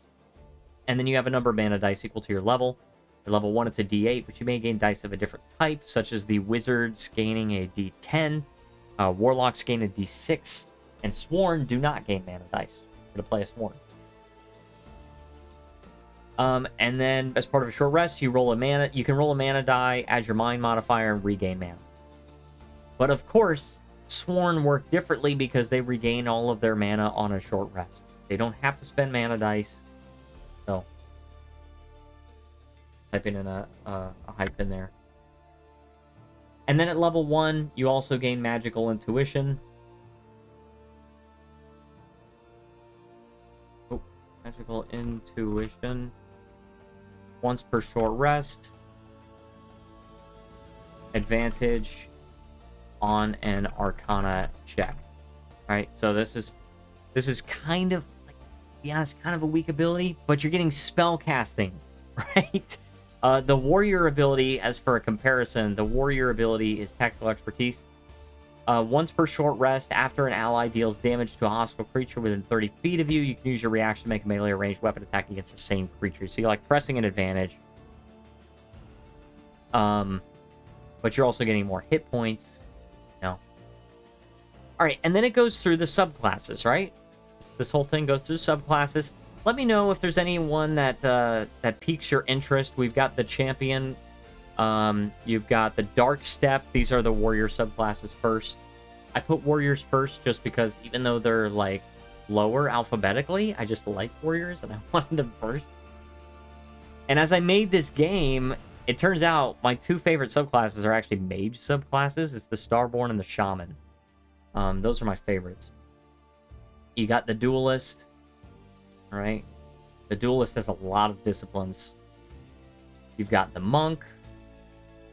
And I know it says Gi. It is not the same as D&D's Gi. I promise. I actually use the concept based on the Korean concept of Gi. That's why it's with the G. And I didn't use the D&D version of Monk's Gi so much. It was more like a little bit for inspiration, but I really tried to go off of, like, the Korean concept of Gi, which is like this inner like healing and this inner, like, spiritual power. So you've got the Templar, that is another warrior subclass. You've got the Warden, which is the last warrior subclass. Then you're going to get into the mage subclasses, all right? You got the Apostle, right? You've got the... Oh, that's a blank page right there. That. You've got the Bard. This is... it's going to change the page count. But you got the Bard. Bards don't have disciplines. Instead, they get like a pool of features they can choose from. You got Bard spells. Druid. Growth, Water, and Rot for their disciplines. You got the Scion, where you can choose either Telekinesis or Clairsentience for your discipline. You got the Shaman. Shamans don't have disciplines. Starborn have Seer and Voidborn. I'm sorry, Void Touched. I was thinking Starborn. Yeah, Seer and Void Touched. The sample character in the beginning of the book is a Seer Starborn. And then you got the Sworn. So we are going to make a Sworn. All right. Sworn are those who barter their soul's freedom or loyalty for power. Unlike other mages, they do not cultivate their own mana in abundance. Instead, they forge pacts with beings far beyond mortal comprehension. These patrons offer their own gifts in exchange for devotion. Some sworn are zealots whose pact binds them to a cause. Others are desperate souls who traded freedom for survival. Whatever the reason, the mark of their pact burns in body and spirit alike. Sworn lack a mana die. Instead, they gain only their will modifier and mana per level, but recover all of it on a short rest. Right? So, spellcasting abilities will. You get proficiency in light armor. One kind of weapon we can choose, like long swords and shields. Okay, shields work a little bit differently in Venture than they do in D&D. And then training. Choose 2 skills from Religion, Insight, Perception, Recall, Deception, and Persuasion. So we're going to choose Perception. I like Perception. I'm very partial to Perception. And let's do Religion as well, because maybe he knows a little something about religion being, from Verdance and like being created by this guy he wants to destroy. And you get a D6 hit die, right? And it's the same as the normal mage hit die, right? But first, we're going to choose our background. So we see this foreign features, but we're going to choose our background because it's going to determine some more skill stuff, right?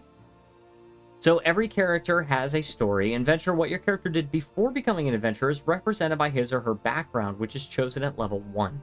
Background provides 3 things: starting currency, starting gear, and either training in one skill or fluency in one language or dialect of common. In addition, regardless of which background you choose, you start with the following gear. So you start with, and by the way, in the revision of this character sheet, I'm trying to merge these 2 boxes because there doesn't need to be a distinction. You start with 7 rations. Each ration feeds you for a day. You got 10 torches. You got flint and steel.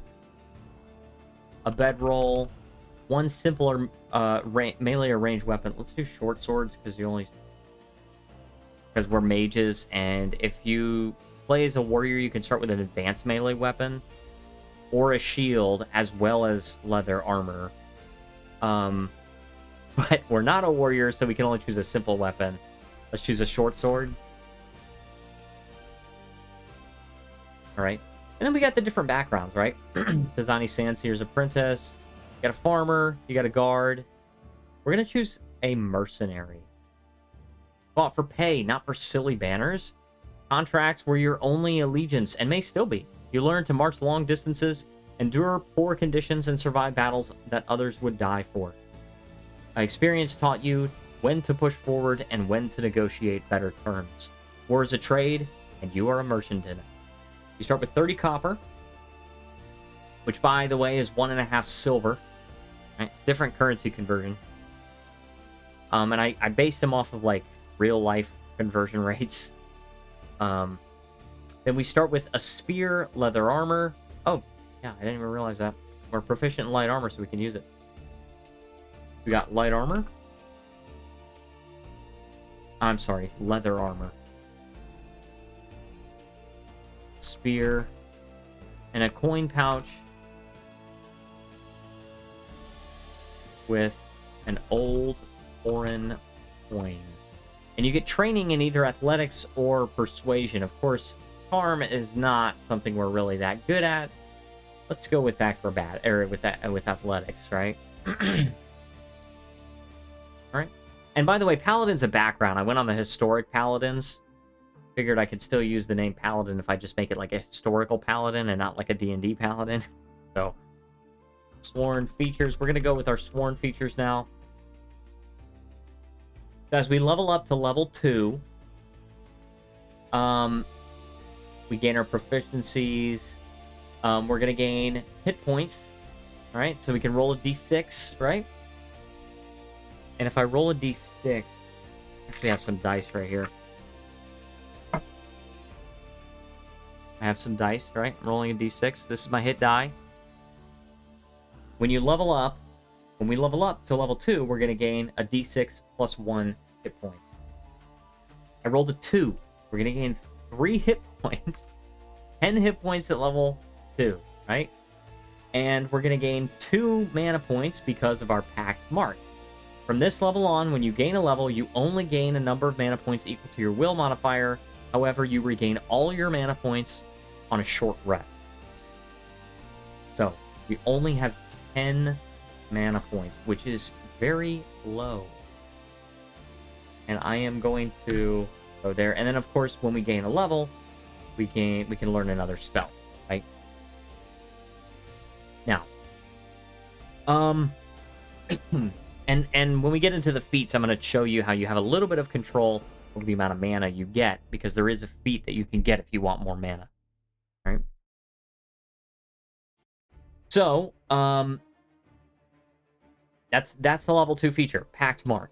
Become branded with the mark of a powerful being, changes the nature of your magic. So you don't know the nature of this being yet, but you are branded with the mark of a magical being, powerful being.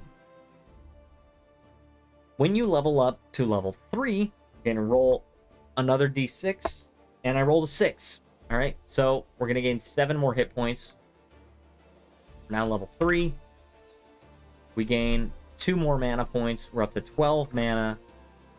Again, not a lot. Oh, also our passive insight and perception are going to be 12. Didn't realize this. We can also type in our attacks, right? Type in a short sword. And plus 0, or plus a d4. See, this box needs to be bigger, so I can type in more, but like, if you have a plus 2, then it should be like 2 plus d4, right? But if there's not enough space, you have to write P for proficiency. And it's going to be 1d6 piercing damage. Alright. And at level 3, you can choose a powerful being to enter a pact with. So you get the Dark One, the Angel, the Legend, the Lich, or the Grimalkin. And the Grimalkin is what we're choosing here. So Venture does not have dragons. Does not have dragons. I'm very bored with dragons. I'm not a fan of dragons anymore like I was. And so instead, we have Grimalkin. And they're like basically these powerful great cats that are very intelligent. And they have an alignment. And they don't have breath weapons like dragons do. They all have different natures. And they all look like different kinds of cats, right?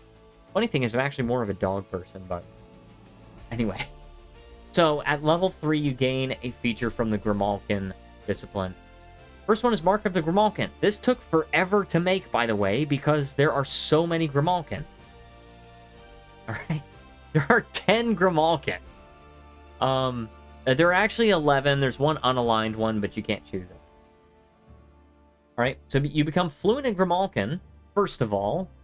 So, fluency in the Grimalkin language. Okay. In addition, you gain a minor blessing based on the alignment of the Grimalkin you swear a pact with. Usually this matches your own alignment. If you swear a pact with a Grimalkin that does not match your alignment, the Grimalkin may try to influence and change your alignment. So this is very narrative focused, you know? You want to, maybe your LM is playing that Grimalkin, which in the Lore Master's Guide, I actually say, hey, if you have a player that's playing as a Sworn, you need to like try and roleplay as their powerful being that they have a pact with, because that makes playing a Sworn fun. It's like this other powerful thing that's like trying to ask you to do stuff. And you may not want to do it, right? But we're going to do Structured Self and Ironkin, all right? Gain advantage on saving throws made to resist forced movement and grapple. Right? I figured, like, the Asudu might choose an Ironkin. Maybe Structured Evil. Did they choose that? Resistance to necrotic damage for a Dreadkin? Let's choose Self. Structured Self. Ironkin. What is this? Mark of the Grimalkin?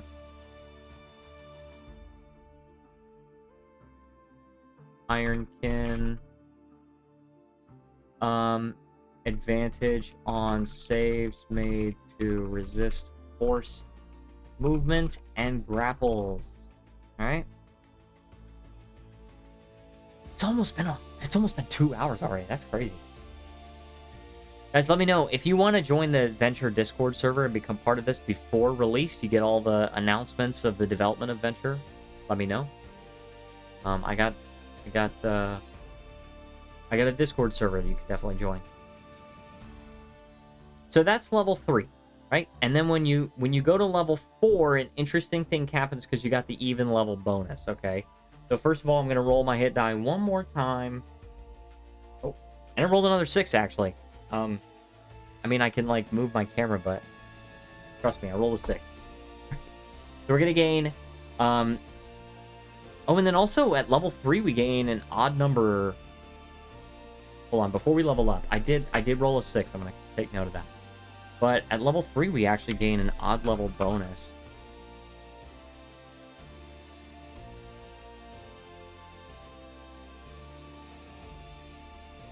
Search from the top.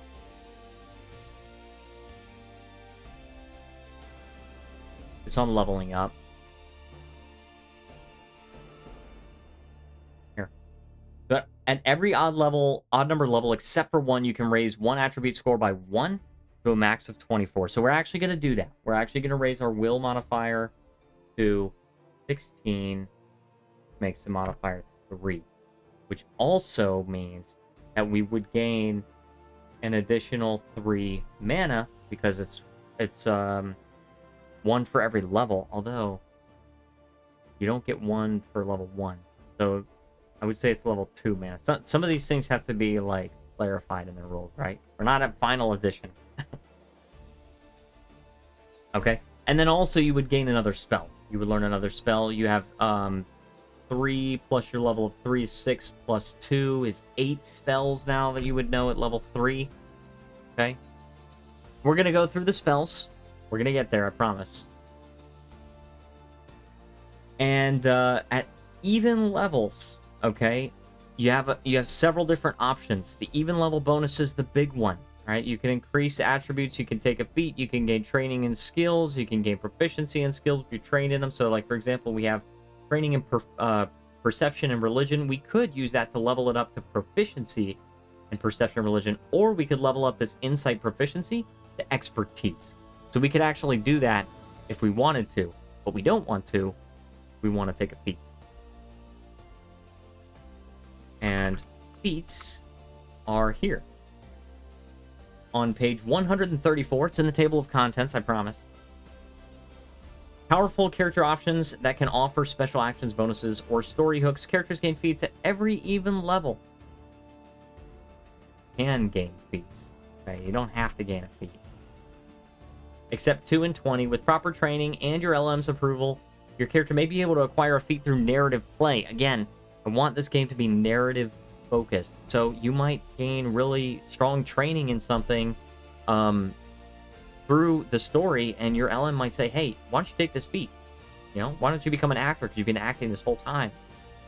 You know, you've been acting like a stupid idiot this whole time. Here's an actor feat. There you go. But we're going to choose the feat Effervescent. So this is a really cool feat.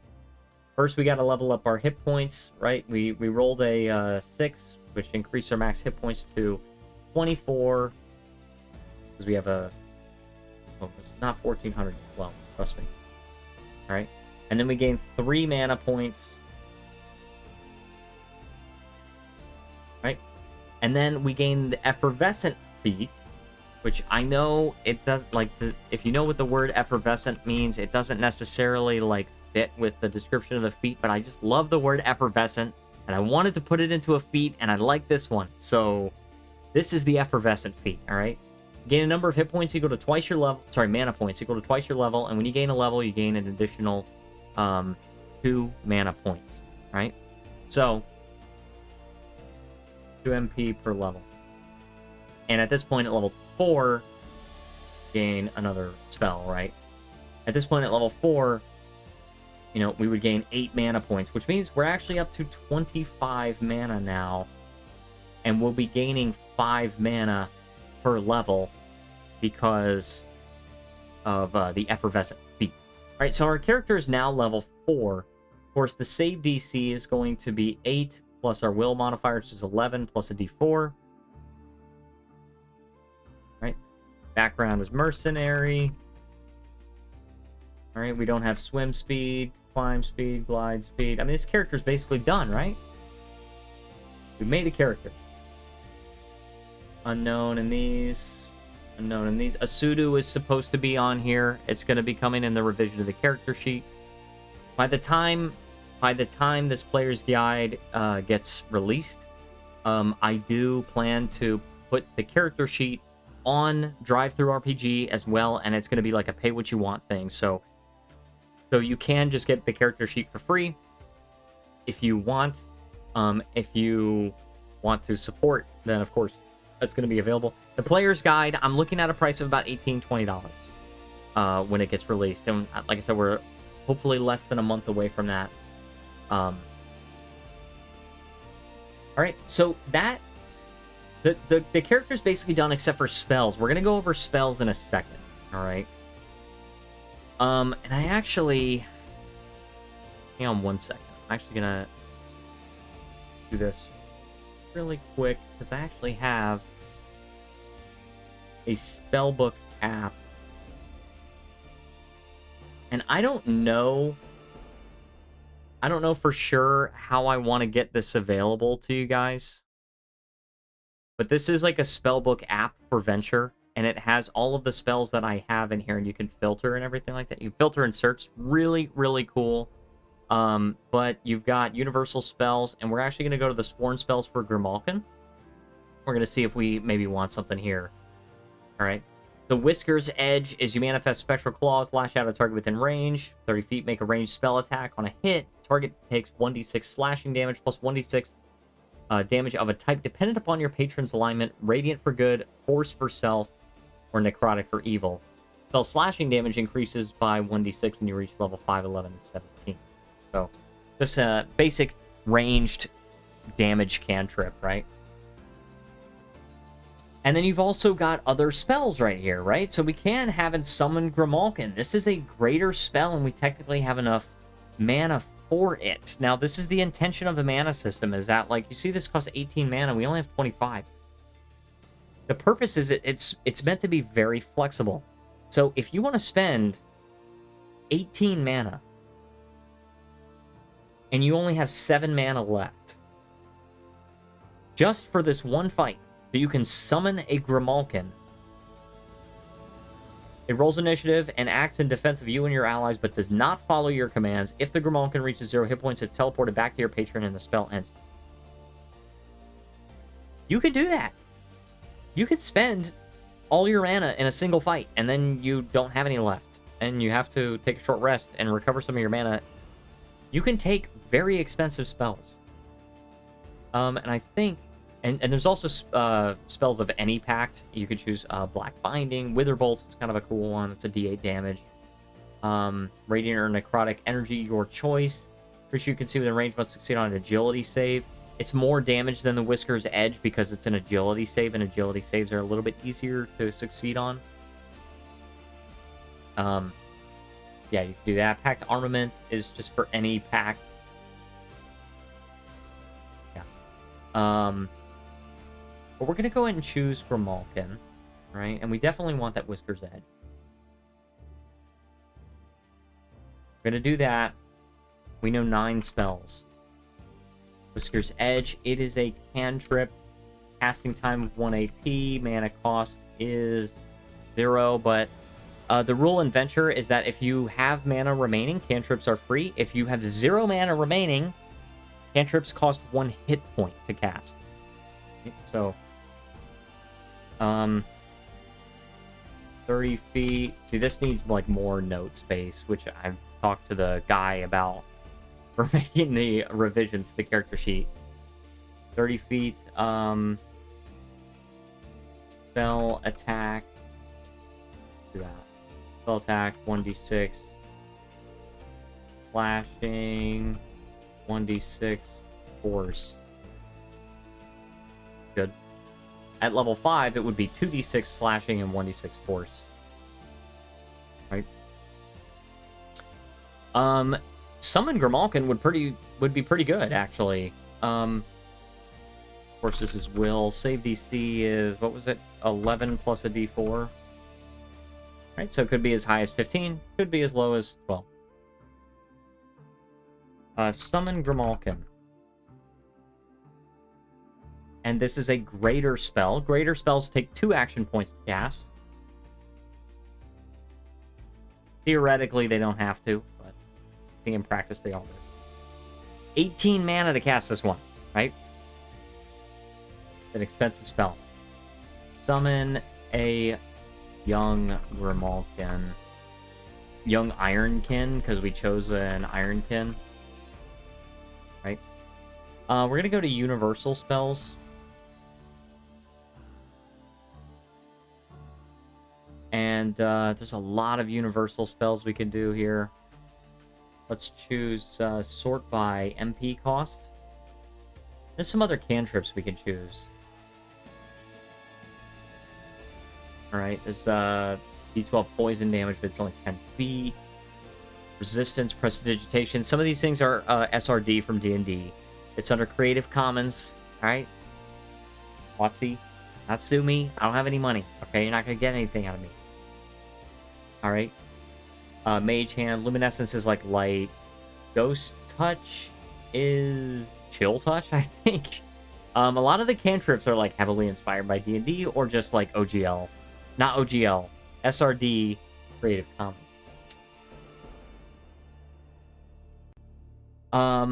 Okay, so Weave Warp is the most expensive spell. It's 75 mana. And it's the only greater spell that costs 3 action points to cast. And it's the only greater spell that costs more mana than a ritual. Right? Rituals usually cost the most. Cataclysmic Banishment, Call of the Storm, Gatewalk. Right? These are very, very expensive spells. But let us choose something else. So let's choose the... I like Purge Foreign Matter. All right? I made this spell because theoretically it could remove a kidney stone. Okay? Purge Foreign Matter. It's a lesser. It takes 1 action point for 3 mana. You touch a willing... I'm just going to type in Purge Foreign Matter, right? Touch a willing creature. Choose 1 non-living, non-magical foreign object or mass of matter inside the creature's body, such as embedded arrowhead, piece of shrapnel, swallowed object, or similar obstruction. The object or mass is painlessly expelled through the skin or a natural orifice it appears in your hand or on the ground adjacent to the target. The extraction causes no damage or lasting harm to the creature. Any condition or ongoing damage directly caused by the foreign matter immediately ends. The spell has no effect on diseases, poisons, curses, living tissue, or magical objects. You can cast a spell using more... So you can upcast it, and then for every 3 mana you spend above base cost, you can affect 1 additional piece of foreign matter in the same creature. So you just upcast it, and just for a single action point, you just take out all of the kidney stones, or all of the shrapnel, or whatever they have. And that's a really cool spell, I think. I want to have that. It's kind of more of a narrative spell. I like, so some of these things actually like require currency to use, because the lore is that precious metals are like conduits of magic. So, we've got some of these things. Comprehend languages is pretty good. I think tongues is also, tongues might be a thing here. But, we'll do comprehend languages. Again, need more space. But that's okay. The lesser spell, casting time 1 AP, mana is 3, and it's comprehend languages, man. Come on. All right, so we've got the Pulse of Presence could be good. Extend your senses to the living world, detecting the location of all living creatures within range, even those behind total cover. So it's like basically detect life. Okay, Pulse of Presence is pretty cool. Sleep could be a cool one. I don't know what the new 2024 D&D Sleep is, but I always hated how it was like a number of hit points. And I think that's a carryover from first edition D&D, but I just don't like it. So instead, creature must succeed on a Constitution saving throw, or they just fall asleep. And the duration is a minute.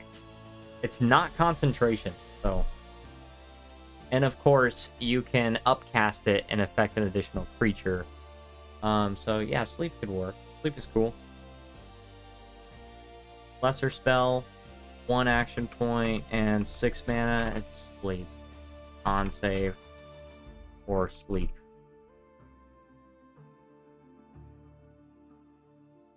Right? Magic Missile is pretty good. I mean, that's a good damage spell. Magic Missile. Again, Creative Commons. Right. And they have been modified to like fit the mana system, right? It's not like I'm just copy and paste. Alright? It's like they have mana costs. Type is lesser. We got 1 action point, and we've got 6 mana. And that one is 3 darts, 1d4 plus 1 force damage. Yeah, let's choose another, like, let's choose a cool one that's like not from the SRD. Ashkar's Unraveling is a cool one. Ashkar Pyros, whose strike was said to unravel magic itself. A sudden tearing sound can be heard in the air, similar to threads being ripped apart as a wave of draining force ripples out from yourself in a sphere with a 20-foot radius. All creatures in the area must succeed on a mind save, losing 3d8 mana points on a fail or half on a success. If a creature does not have mana or has no mana remaining, it takes psychic damage instead. Any affected creature concentrating on a spell at the time of casting this spell must make a DC 10 Constitution save throw or lose concentration. You can cast this spell, you can upcast it, and the mana drain and psychic damage increase by a d8 for every 3 mana points. And that's 15 mana. It's a greater spell. So, we have 1, 2, 3, 4, 5, 6. So this is our 7th spell. We got Ashkar's Unraveling. Greater spell, casting time of 2 AP, and it costs 15 mana. And it's, was this Mind Save? Save or lose 3d8 mana. Gosh, dang. Alright, and it does psychic damage, of course, if they don't have any. Greater Purification is cool. Purify all non-living solids or liquids of your choice. 20-foot cube. Removes all poison, disease, and toxins, magical or otherwise. Okay, it's a good one. Maybe we can get a ritual. No. We can't get a ritual. Oh, you know what? We can. We could do Memory Echo.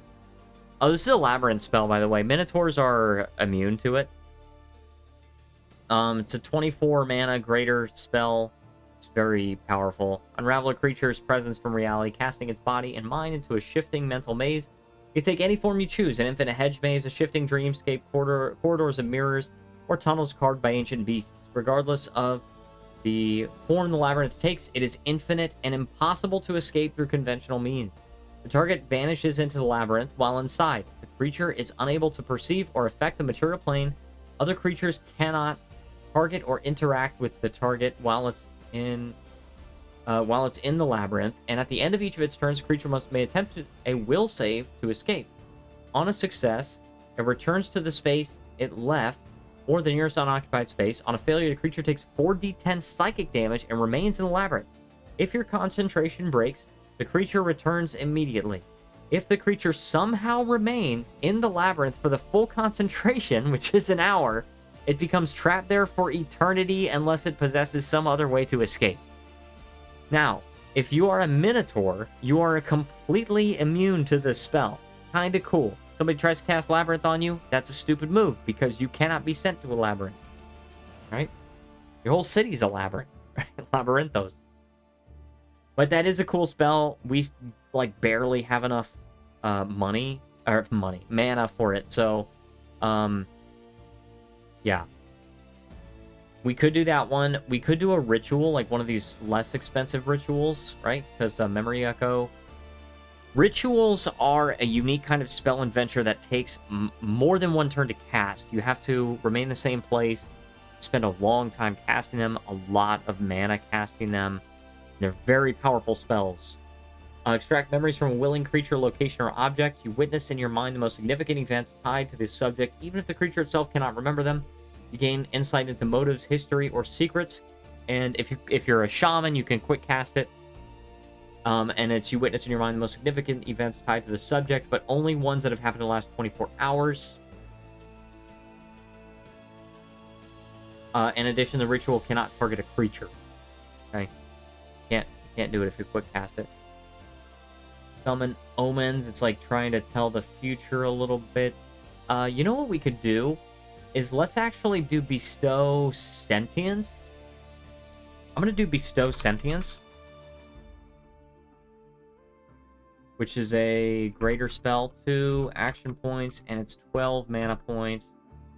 Bestow sentience. I'm just gonna write it as a description because there's just no freaking room for notes. You give consciousness to an inanimate object you touch that is large or smaller. When you do so, it gains the ability to convey basic things telepathically and can understand basic speech in one language of your choice you are fluent in. It retains no memory of its time as an inanimate object. It does not know how long it has existed, only approximately how long it has been conscious. If it would make sense for it to be able to do so, it gains the ability to move about and make basic sounds such as grunts, chirps, or creaks. The object is incapable of higher thought and can only convey basic things such as emotion in the presence of danger. If you maintain concentration on the spell for the full duration, it lasts until dispelled. Right? For a minute. If you can concentrate on it for an entire minute, then they're just basically permanently sentient unless they can dispel it, right? But the second one, the last spell we're going to get is actually Bestow Sapient, right?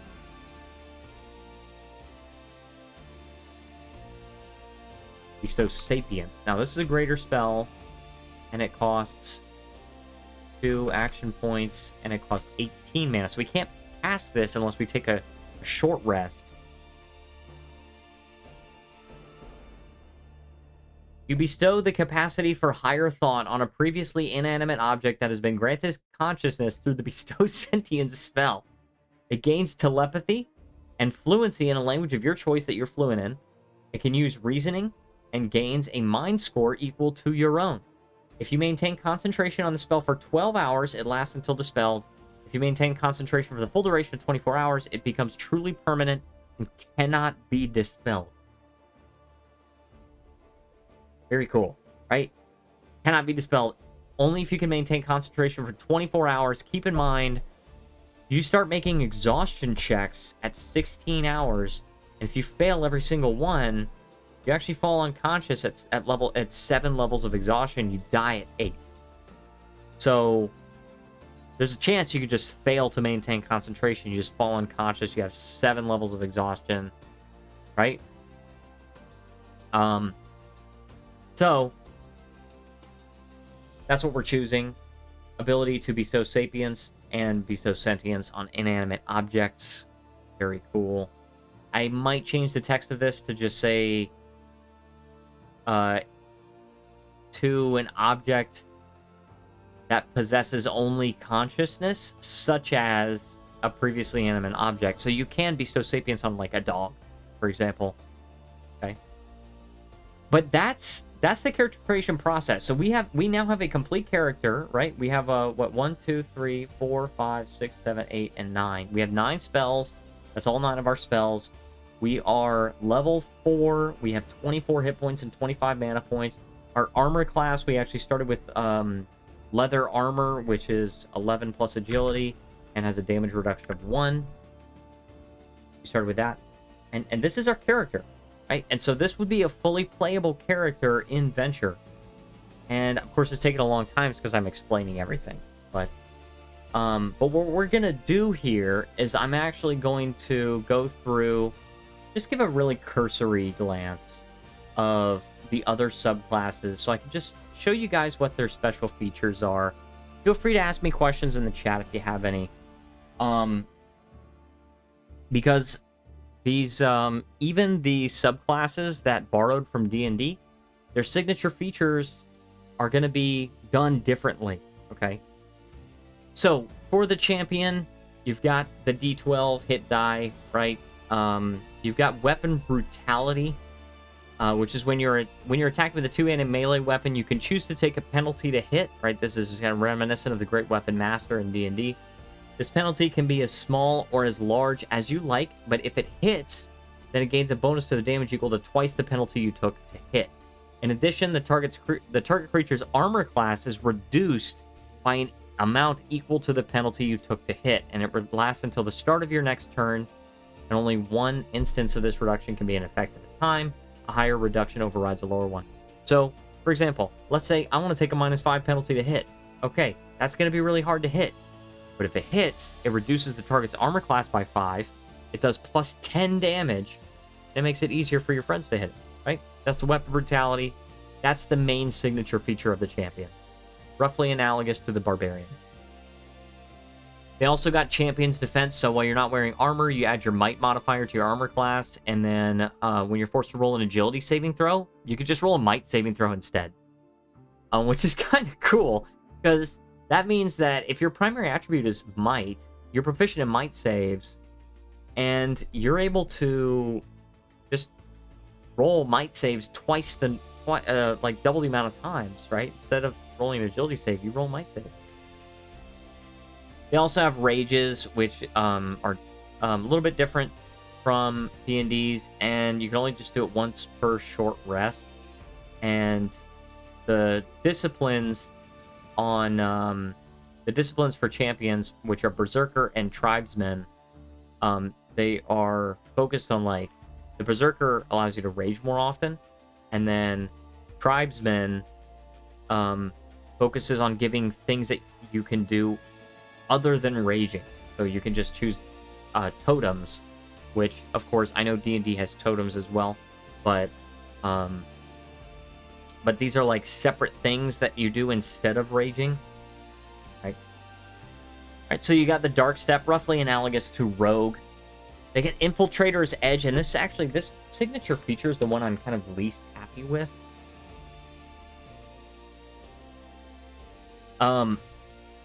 But I still like it, but I'm the least happy with this one. You get a permanent +2 bonus on all stealth checks. You can move full speed while sneaking. Normally, you can only move at half speed. And then your weapon attack score critical hit on 19 or 20. And then once per turn, you can attempt to disarm a trap, pick a lock, or use an item for 0 action points, which is actually quite powerful because potions, for example, you have to use an action point, drink a potion. Well, like, you could just do that for free once a turn if you're a Dark Step. Pretty cool. It allows you to sneak, it allows you to critically hit, and it allows you to, you know, sneak around. You got different disciplines. The Cutthroat is like an assassin kind of Dark Step. The Silver Tongue is more focused on deception, and the Burglar is focused on dungeon delving and disarming traps and picking locks and things like that. Okay. The Duelist is the one that's closer to the D&D's Fighter. It might be a little overpowered because I love fighters, but I don't know. I just like it. Okay, the Duelist has 2 signature features. I know Action Surge is named the same thing as in Dungeons and Dragons. I'm probably just going to change the name of this feature. But it is Action Surge. I'm probably going to change the name of it. Keep it in mind, right? So you choose a weapon specialization, or you can choose your unarmed attacks. If you choose a weapon, you can choose a type of weapon, such as daggers or short swords, but not a category weapon, such as simple melee weapons or finesse weapons. When you gain this feature, you can choose 1 bonus to gain while wielding your chosen weapon, or while unarmed if you chose your unarmed attacks. So +2 bonus to hit, +1 to your armor class. When you roll a 1 on the damage die, you can re-roll it, take the new result. Critical hits deal 1 extra damage die, or your unarmed attacks deal bludgeoning damage equal to your proficiency bonus rather than 1. So you can choose one, and basically the duelist disciplines are focused on what weapon you choose.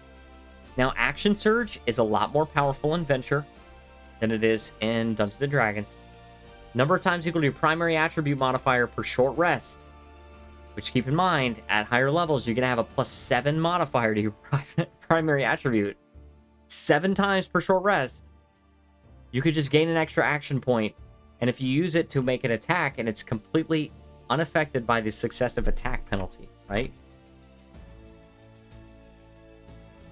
And you can use this ability multiple times in the same turn if you so choose. So if you have 2 of them and you just want to use 2 action surges and just attack 2 more times, or at higher levels, you just use 7 action surges and attack 7 more times. You can do that. Then you're just out until you take short rest.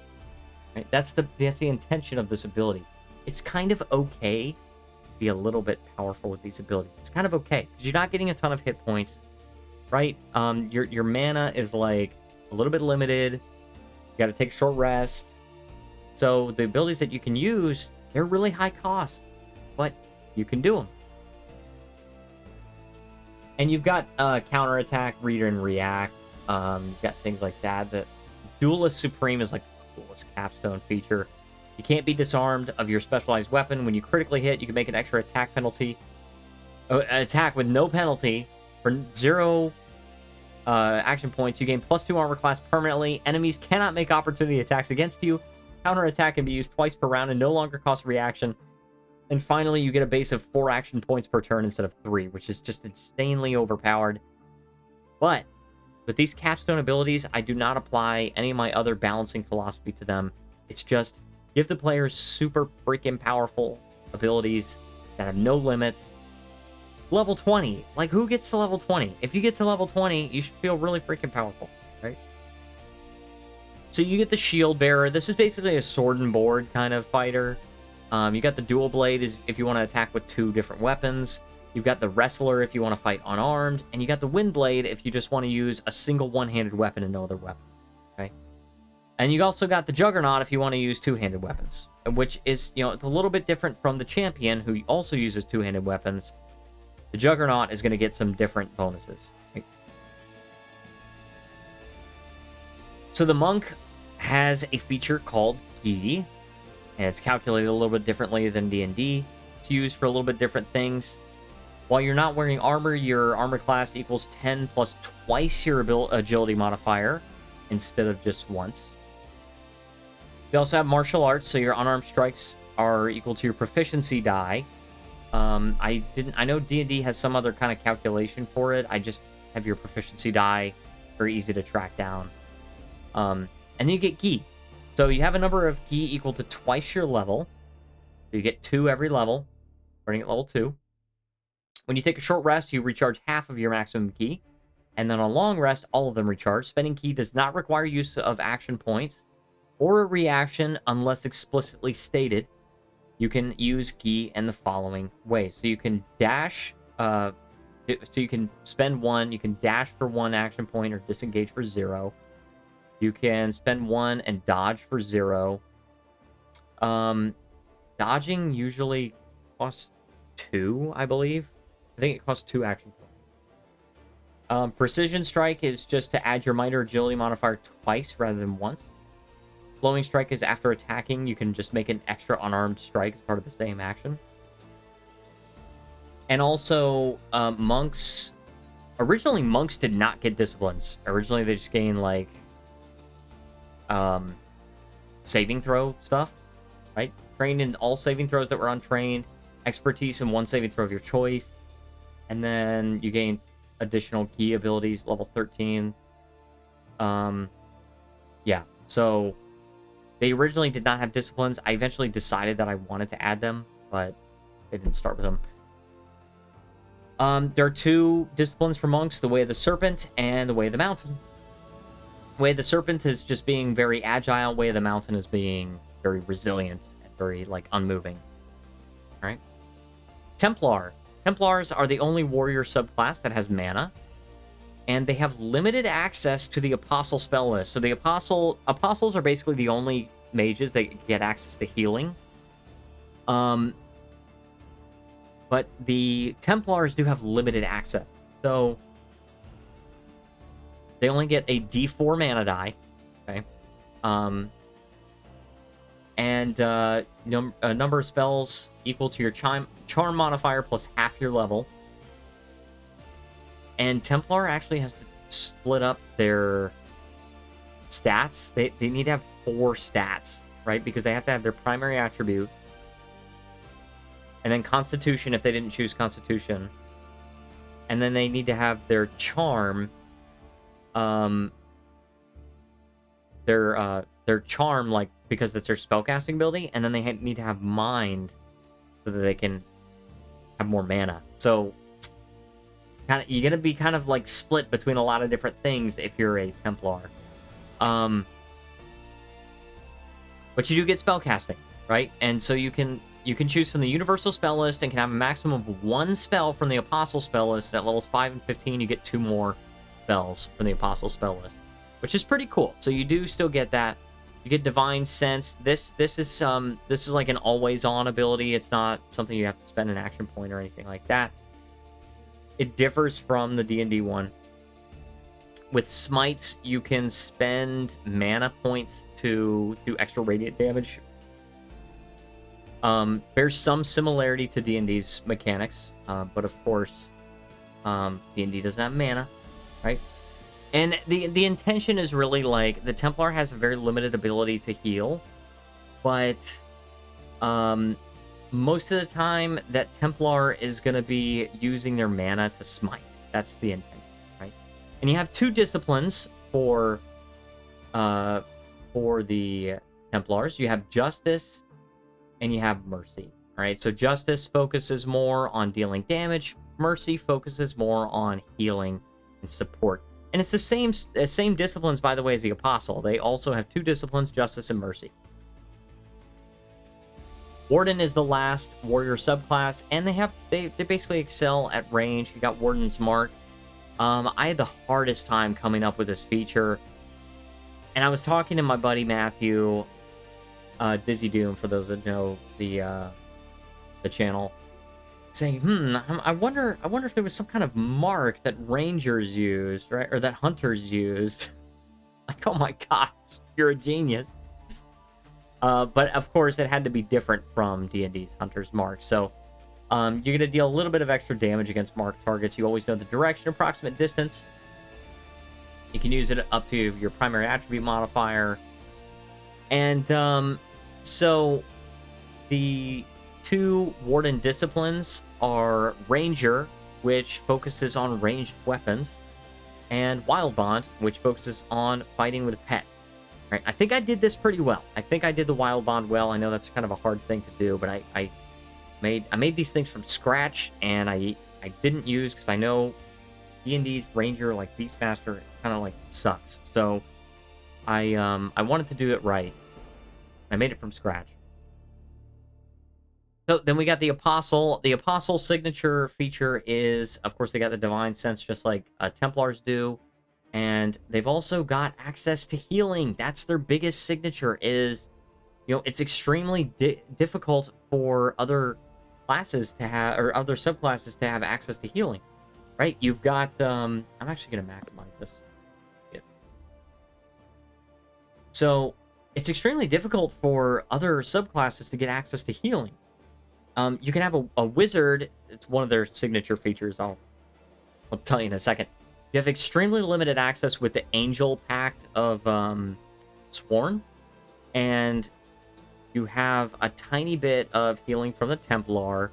The Apostle has, like, really unlimited access to healing as far as their spells go. They've got so many healing spells.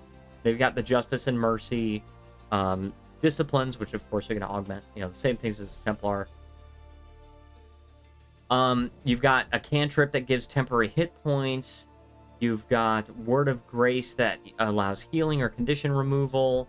You've got Merciful Resurgence, which gives hit points and consciousness restoration. You've got delaying damage. Image of Health is a pretty cool spell. So you know what? We can look it up right now. That's on the universal list. I'm going to go to all. Image of Health.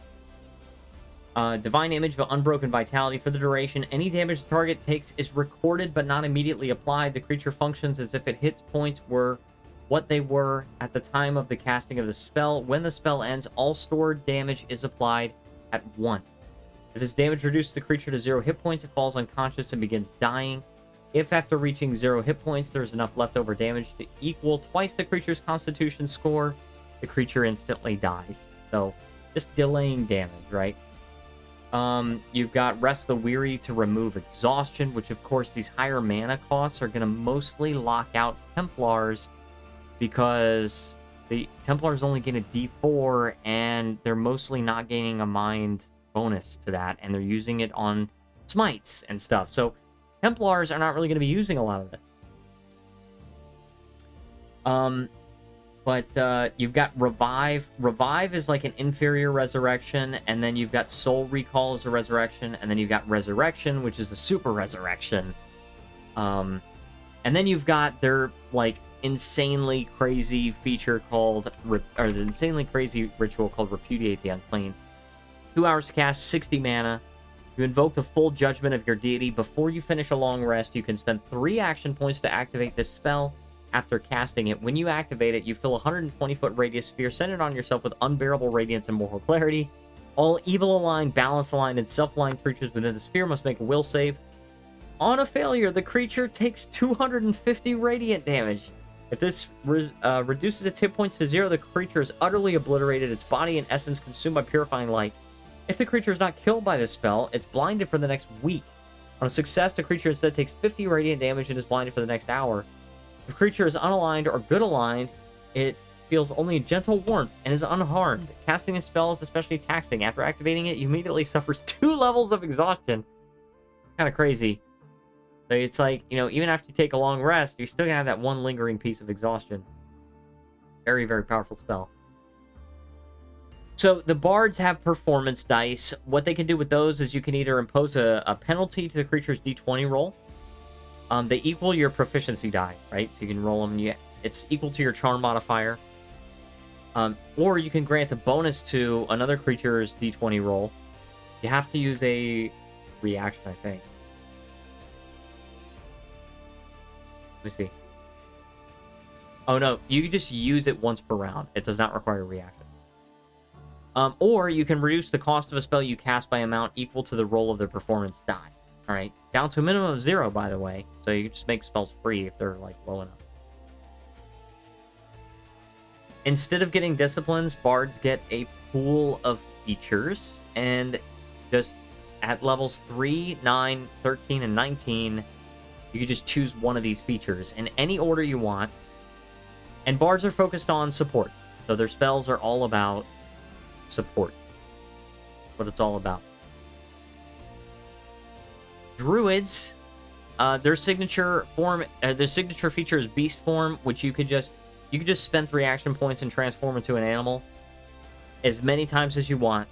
You could do this all the time. And then also you could just talk to plants and animals all the time. Simple ideas and emotions. You don't have to cast a spell. You just do it. There actually isn't a feature that allows you to do it, or there isn't a spell that allows you to do it. Druids could just do it. And then you've got 3 disciplines: growth, water, and rot. Alright. You got a lot of druid spells. I had so many spell ideas, and most of them fit into druid, so... Then we got Scion. So Scions are kind of interesting. You know, interesting design philosophy that goes into them. They have... First of all, they get resistance to psychic damage. Pretty cool. But then also they get psionic casting. You can cast spells without the need for verbal, somatic, or material components to a minimum of 1 kind of component. And spells requiring precious materials such as silver or gold must still be channeled through those materials.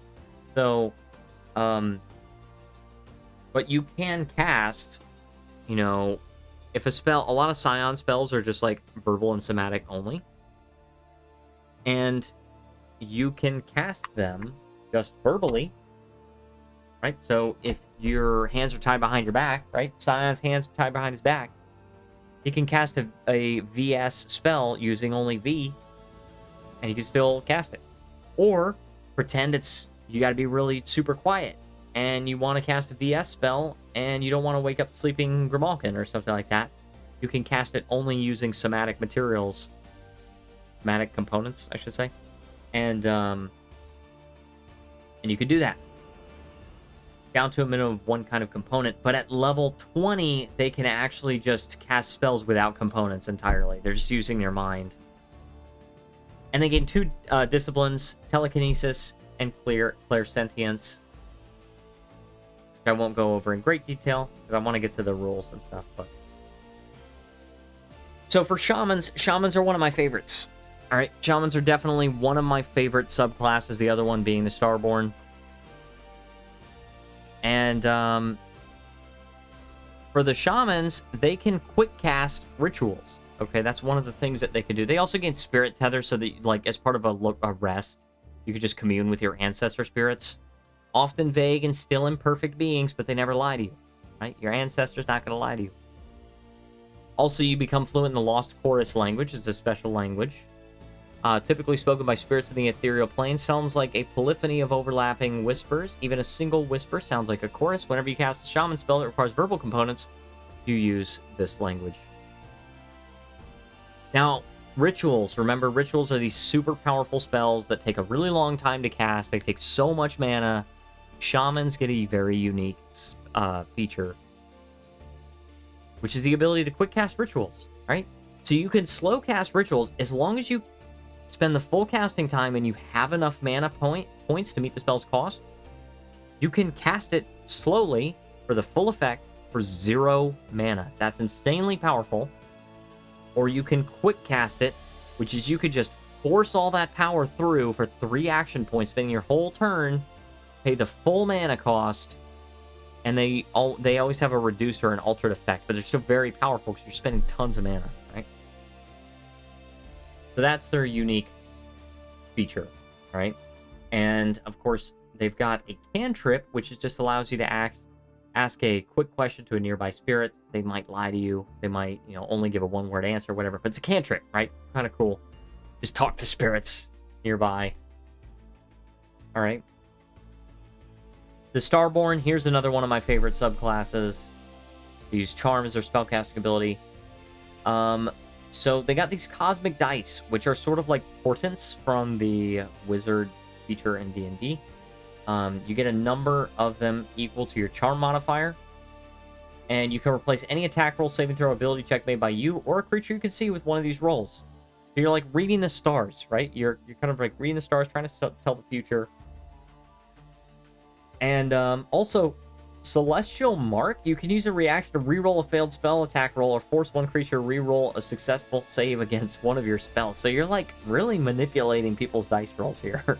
Starborns are kind of like a thorn in the LM side because they're constantly forcing them to reroll, constantly saying, hey, don't roll that. Actually, it's a 17, right? And you get kind of like space-themed abilities. But another one of the signature features of the Starborn is their access to entropy damage, which is a unique kind of damage added to Venture. And it's a damage that nothing is resistant to, and some things are vulnerable to. So it's the most powerful damage type by far. Right? The Seer focuses on, telling the future. It's like once per long rest, when you take a short rest, you roll and regain a cosmic die. Things like that. Then Void Touched focuses on their entropy damage. You gain access to the Star Flare cantrip if you don't already have it. When you cast it, you can add your charm modifier to the damage, and its range increases to 60 feet. Pretty cool. And Collapse of Light is really cool. You spend some mana, 3 action points, create a 30-foot radius cube of void.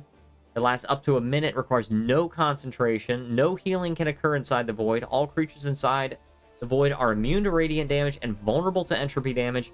No light, even magical, can exist inside the void, and it can only be seen through by deities, artifacts, and you. Right? Very powerful. And they get a Supernova Ritual, which is just an insanely powerful spell. We've already gone over Sworn. They get the unique mana. And I'm going to go over... I'm just going to skip through all this because we already know. Alright, Warlocks. Not the same as they are in D&D, right? So they get this Blood Magic, which is where you can cast non-ritual spells using hit points instead of mana points. When you do so, the hit point cost is half the mana points cost. So you're gaining... You're casting a 3 mana point spell for one hit point. In addition, you could choose to cast a cantrip for 1 hit point, even if you have mana remaining. When you cast a spell that deals damage using this feature, you can add your proficiency bonus to the attack roll or damage of the spell, or to your save DC. All right. So you just make it more likely to hit, make it do a little more damage, or make your DC higher by your proficiency bonus when you cast it with hit points. The other feature is that so Warlocks do not get subclasses. Instead, they get permanent familiars. All right, so you always have a familiar. Lore Masters are encouraged to roleplay as these familiars. And you can choose a few different ones. You got Nightcat, you got a Gallows Raven, you got a Warlock's Toad. Actually, I changed it to where it can actually take any beast form that you want, but it's always tiny, and it has to gain one of the following bonuses. So as long as it gains one of these bonuses, you could say, hey, I want like a dog, I want a dog, but I want it to have the Nightcat. Do that. It's meant to be flexible. Right. And you got curses. You got Eldritch Blast is actually a lot different in... It's a lot different in Venture. Alicia Torn of Rotten Eldritch Horror. Creature you can see within range must make a will save, which has disadvantage on if it already is hexed by you via Warlock's Mark, Hex Bolt, or Blood Price. On a failure, the target takes 8d6 necrotic damage and becomes vulnerable to necrotic damage for a minute. And on a success, the creature takes half damage and suffers no other ill effects. You can upcast it to increase the necrotic damage. So, pretty cool. You got Army of Undeath. Coven Binding is really cool, right? Temporary Coven with you and your party. Weaver. Oh, this is another one of my favorite ones, dude. Okay, Weavers are really cool because this is like roughly analogous to the Sorcerer, but they can't manipulate spells in the same way. But instead, it's like, so Weavers at level 2, when you become a Weaver, you can just, anytime you cast a damage-dealing spell, you can choose whatever type of damage you want.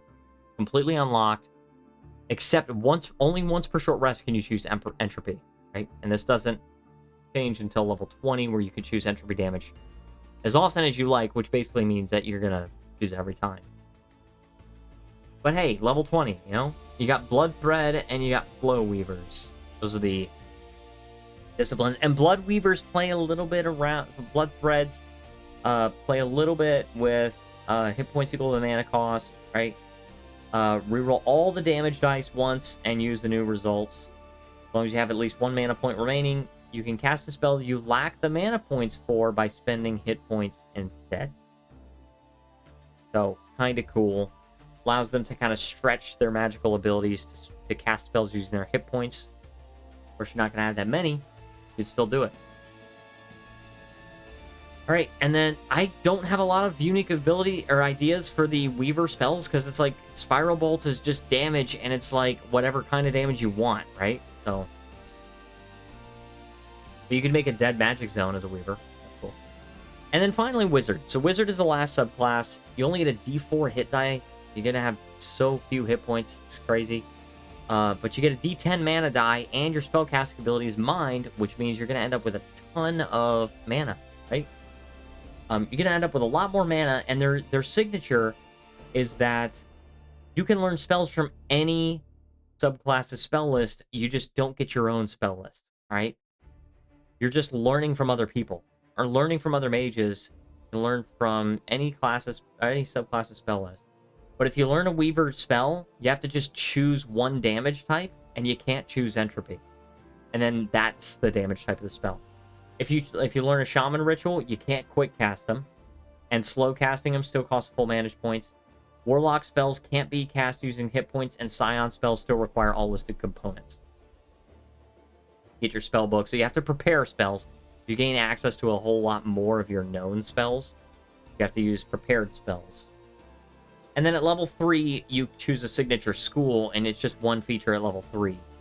Instead of gaining features at, 3, 9, 13, and 19, you instead just gain one feature at level 3 for your signature skill, or for your signature school. Right? So, those are all of the subclasses. I'm going to briefly go over the feats. We're going to go over the rules that are different from D&D. Okay? We're almost 3 hours into the stream. Okay? We're going to get to them. So feats are pretty interesting. I really like the athlete one. It used to be a lot more powerful. You just become proficient in athletics. You can use when you use one action point to stand up from being prone, you can move up to half your speed as part of the same action. When you make a running long jump, you get a bonus to distance you can cover equal to your might modifier. You gain a swimming and climbing speed equal to your walking speed, which is pretty cool. It actually used to also increase your walking speed. So it's like you get 30, increases by 5 feet, so you're 35. And then you also gain climbing and swimming equal to 35, which is crazy. But now you just gain swimming and climbing. Of course, we went over Effervescent. It's where you just gain extra mana. You get heavily armored, right? Intimidating. When you successfully intimidate another creature, you have advantage on all checks made to deceive or persuade them for the rest of the day. Juke is just you can spend one action point and 5 feet of movement. You can switch places with one creature of your size or smaller within 5 feet of you. Kind of cool. Just like, whoop, switch places. Move right around them, even in really tight spaces. Keen Observer. We got Meditatory. Meditatory? I don't think this is actually a word. I just kind of like made it. So, but you enter a state of meditation. While in the state, you can't move or do anything except spend 3 action points on your turn to maintain the state. Armor classes increases by 3, and if you take damage or do anything else while meditating, you stop. But if you successfully meditate for 3 rounds, you can spend a hit die or mana die without spending a short rest, which is pretty cool. I like the way that works. Polyglot is where you can become fluent in a language or dialect of common, as long as you have sufficient exposure to it for at least a week. You can take it multiple times, so you just keep learning extra languages. Savant becomes proficient in recall if you're not already. You always know what time it is, even when you can't see the sun. Sling Master, Soldier's Constitution gives you advantage on saving throws made to resist exhaustion, including those from spells. Weapons training, right? So we got backgrounds. I'm going to just briefly go over them. They're mainly meant to be, just give you a little bit of starting gear, right? A little bit of starting currency and training in a skill, right? We got Apprentice. Dazani Sandseer's Apprentice. It's a little bit different, right? Farmer, Guard, Hunter, Irmari Forager, Jade Assembly Scribe, Karthik Deckhand, Mercenary, which we chose for our character. Paladin is like a historical paladin, right? Basically a bodyguard of a king or a lord or something like that. Performer, Pilgrim, a Sailor, Scholar. This one's a little bit interesting because it's more flexible. You get training in Arcana, History, Linguistics, Nature, Religion, or fluency in one language or dialect of common, right? So you just choose one of those. Depends on what you're a scholar in, right? I figured I want to make it kind of flexible.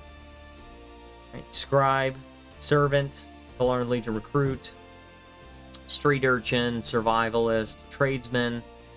Veil Oathbearer is only available to humans, and you have to choose one of these houses, right? So you become part of a cursed house, and you gain 5 silver pieces, which is the equivalent of 100 copper pieces.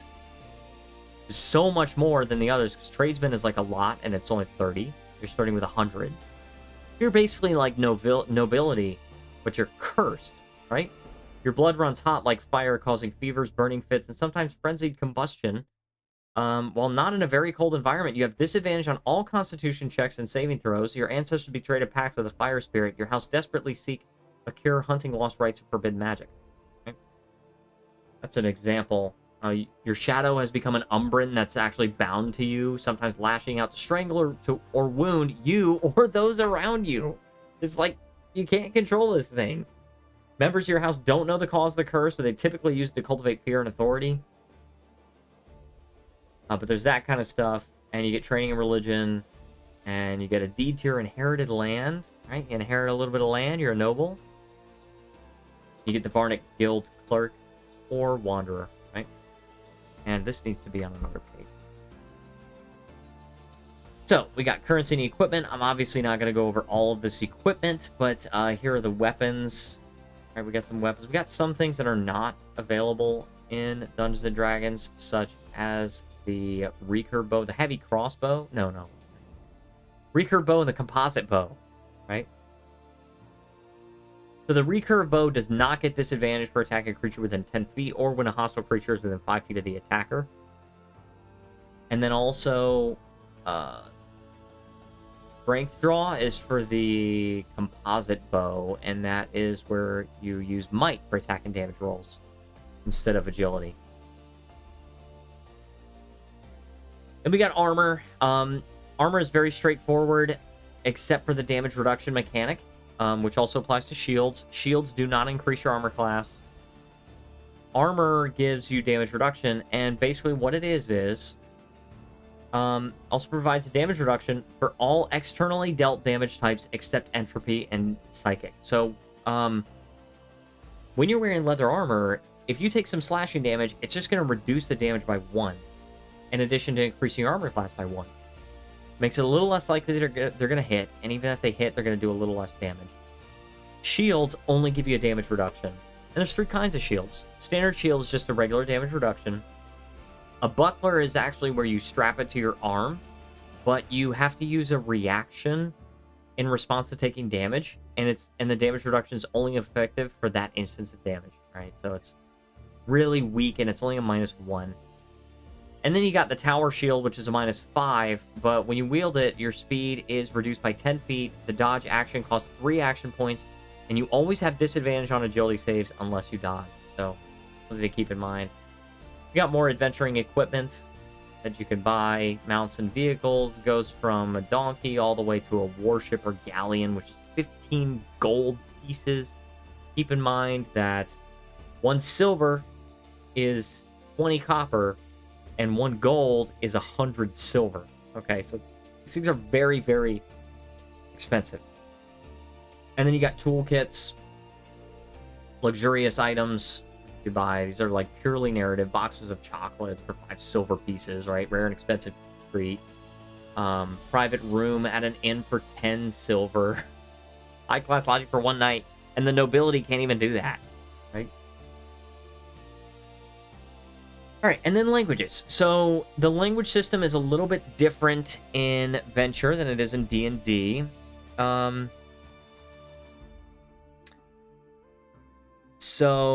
Oh, Jen sent me a message.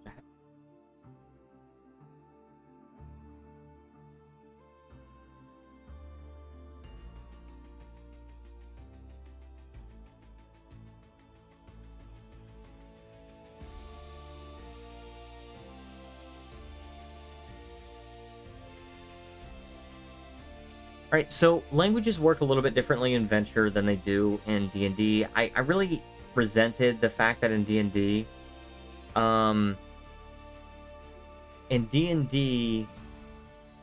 it's like languages almost become irrelevant because everybody knows the language, or they can all cast comprehend languages or tongues or something like that, and it's like everyone is speaking common, everyone knows common. Why even have the language mechanic at all? You're not going to use it, right? It's better to actually use it.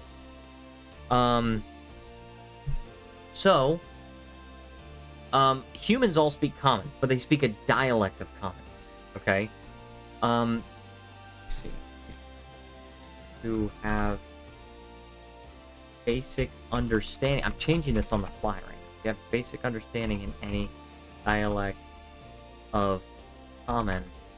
You gain recognizability in all other dialects of it. A little bit changed, right? Oh, check the Google Drive. The champion done.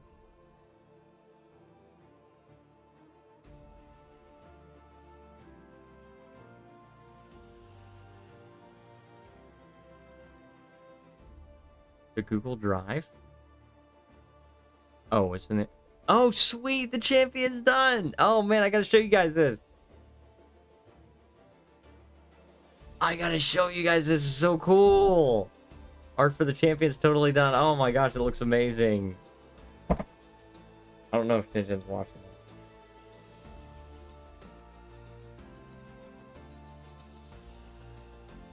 She just finished this. Okay, I'm gonna show this off on the stream right now. This is the champion. All right, this is the art for the champion. Very, very cool. I love it. Looks amazing. Thank you, Jen. You're amazing. I love it. Okay, so basically you have 4 levels of fluency, right? You have unknown, recognizable, basic understanding, and fluency. Recognizability.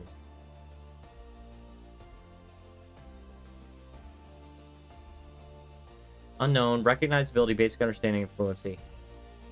So fluency describes knowing the ins and outs of a language, completely being able to converse in it, write it if applicable, and communicate complex ideas and thoughts in it. Basic understanding involves basic understanding involves being able to convey simple ideas in a language and being able to understand simple concepts being conveyed to you. Eavesdropping will likely be quite difficult to characters with only a basic understanding of a language. Recognizability reflects the ability of a creature to recognize which language is being spoken or written, even though he or she cannot understand it at all. By default, your character has recognizability in all the languages and dialects listed below. I totally forgot about that rule. I don't need to have this.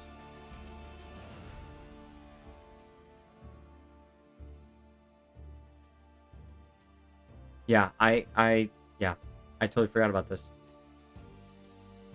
Finally, unknown is usually reserved for exotic or archaic languages, such as that of the Grimalkin, ancient creatures of humans, or creatures from other planes of existence. Most prominent language is that of the humans, the language of Common. However, because humans are so dynamic and diverse, Common has evolved throughout the ages to encompass many different dialects. If you have fluency in any dialect of Common, you gain basic understanding in all other dialects of it. So you've got Dazani, Irmari, Karthik, Shunghua, Low Solaric, High Solaric, Balek, and Varnik. And then for the other languages, you have Asudu, Buzzscript, Labyrinthine, Mycelic, Sibilance, Sylvan Root, Shellscript, and Umbral. Okay. So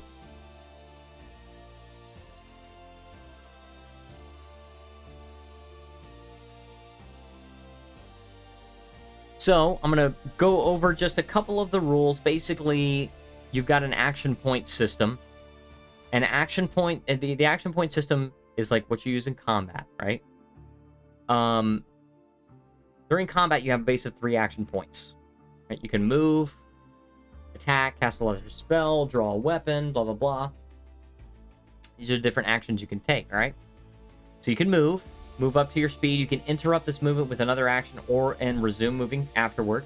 Every time you use movement with one of your speeds, the amount of movement you have remaining in each of your other speeds is reduced by an equal amount. For example, an Apasari that glides 20 feet up to a high ledge can only walk 10 feet after reaching the top, all right? So, you don't, like, use one of your speeds and then use another one of your speeds for another 30 feet. That's how it works.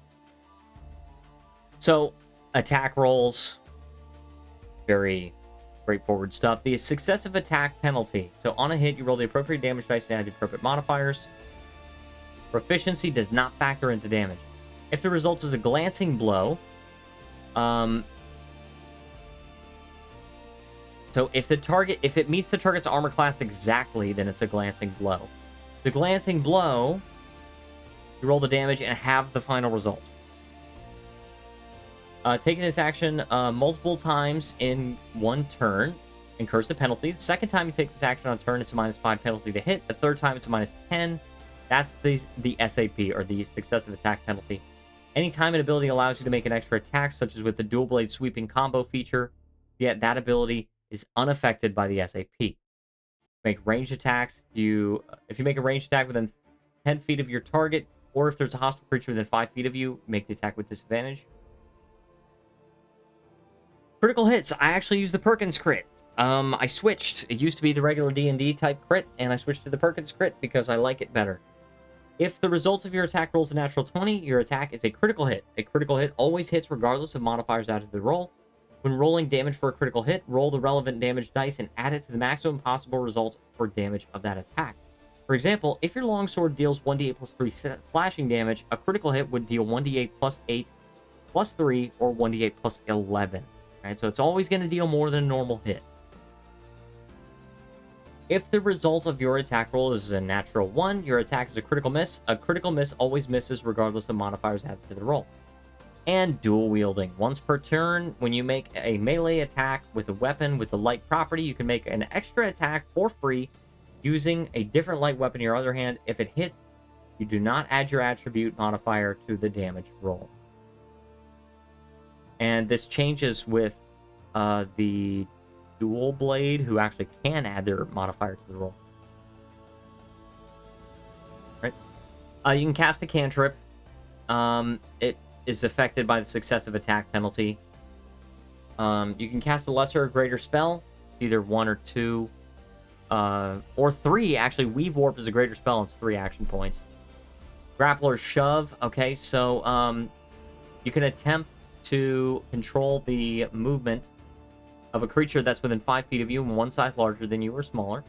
Make an athletics check, which the opposing creature has to oppose with either a might or agility saving throw. It's different from D&D, okay? It's a saving throw.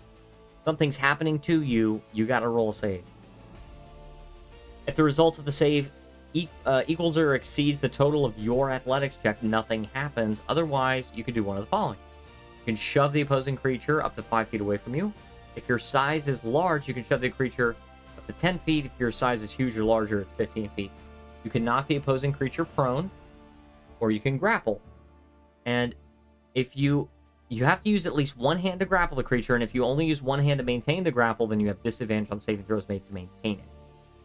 Now, if you're ending a grapple, then you make an athletics or acrobatics check, which the grappling creature must oppose with either a might if you use athletics, or agility if you use acrobatics saving throw. If the result of the saving throw equals or exceeds the total of your ability check, you remain grappled. Otherwise, you break out of the grapple. Right? Dashing is 2 action points and lets you move up to twice your movement speed plus 10 feet. This was kind of a hard thing to balance, because if I made dashing just twice your movement speed and it costs 2 action points, why wouldn't you just use your movement speed? Like, what makes you want to dash, right? If dashing is 1 action point and it allows you to move twice your speed, why wouldn't you just dash every time? Unless there's an arbitrary limit on dashing. But instead, no. If you're going to use 2 action points to move, then you get to move an extra 10 feet. Okay? Disengage is just where your movement doesn't provoke opportunity attacks. Dodging is where you attack rolls against you have disadvantage. You make agility saving throws with advantage, but you lose the benefit if you become incapacitated. You can hide. There's definitive rules for hiding. You can attempt to hide by making a stealth check. Your LM determines if it's reasonably possible for you to hide in your location and circumstance. If it is, the result of your stealth check must be high enough to exceed the passive perception of any creature you're attempting to hide from. If one of the creatures you're attempting to hide from has night sense, you might need to meet a higher DC, or hiding may be altogether impossible. If a creature has true sense, hiding from it is nearly impossible, but can be done by exploiting where the creature is facing and acting inaudibly. If your check is successful, you become invisible and inaudible until to the creatures you are hiding from. You actually gain the invisibility condition. While hiding, movement becomes more complicated. If you want to remain invisible, you must sneak. Your sneaking speed equals half your walking speed. Move at normal speed, you cease hiding, and are no longer invisible.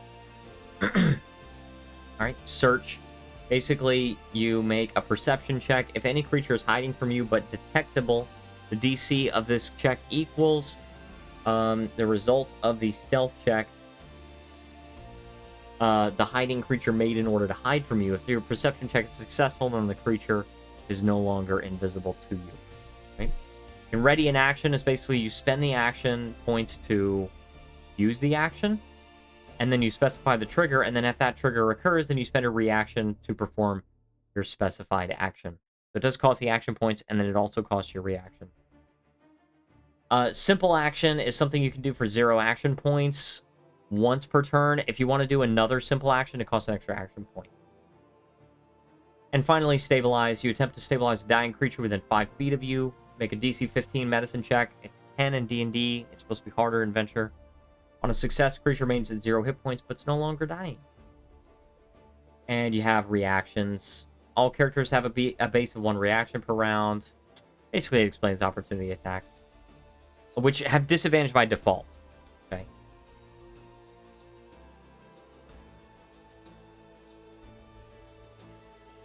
All right. So, dying in Venture is represented by a special number known as your death counter. If you are alive and healthy, this number is always 0, but while dying, you must roll a will saving throw, in this case called a death saving throw, at the end of each of your turns. The DC of the saving throw equals 10 plus half your level rounded down. I'm going to say half your level because round down, right? Truncate fractional results. If you fail, your death counter increases by 1. If your death counter equals your constitution modifier, minimum 1, you die. Which means it's dependent not only on your will modifier, but also your constitution modifier. So if you have a high constitution modifier, then even though you cannot find the will to live, your body endures. If instead you have a high will modifier, but a low constitution modifier, your body will not endure for very long, but you have such a strong will that it's going to take a lot more to bring you down, right? If the result of your will saving throw is a natural 20, you're revived with 1 hit point. If the result is instead a natural 1, your death counter instead increases by 2, so it could potentially just kill you outright. If you take damage while dying and the damage is less than twice your constitution score, your death counter increases by 1. If the damage is greater than or equal to twice your constitution score, the damage kills you. It's important to remember that any melee weapon attack that hits a paralyzed creature is a critical hit. And so, you can see that the DC gets higher as you get higher in level, going up to DC 20 when you hit level 20. Now, this might seem like it makes not that much sense, because, like, why would it be harder to find the will to live when you are a higher level? This is purely a gameplay balance decision. All right? The dying creature can be stabilized with a successful DC 15 medicine check, which costs another creature 1 AP to make. And if you become stabilized, you remain at 0 hit points, but are no longer at risk of sudden death. After completing a long rest, you regain a number of hit points equal to roll of 1 of your hit dice, which you spend if you have 1 to spend, plus your constitution modifier, minimum 1 hit point. Alternatively, if you're healed while dying, you cease dying and regain consciousness. So this is why it's extremely powerful to have access to healing, which the Apostle does. Regardless of whether you are revived or stabilized, you gain 1 level of exhaustion. If you were already at 7 levels of exhaustion and you drop to 0 hit points, you just die instantly, right? Then we got some rules for underwater combat. We got some conditions. They are like different. Some of them are different from D&D conditions. Exhaustion goes up to 8 instead of 6, and I know in 2024 they did change it a little bit, but it goes up to 8 in Venture, and it's just like as a stacking penalty. You got flat-footed. Any creature who is not taking a turn in combat, attacks against a flat-footed creature are made with advantage. Once a creature has taken its first turn in combat, it loses this condition until the next time it rolls initiative. So, advantage against people that are flat-footed, right? There's like invisible is a subjective condition. So if somebody can't see you, you're invisible to that creature.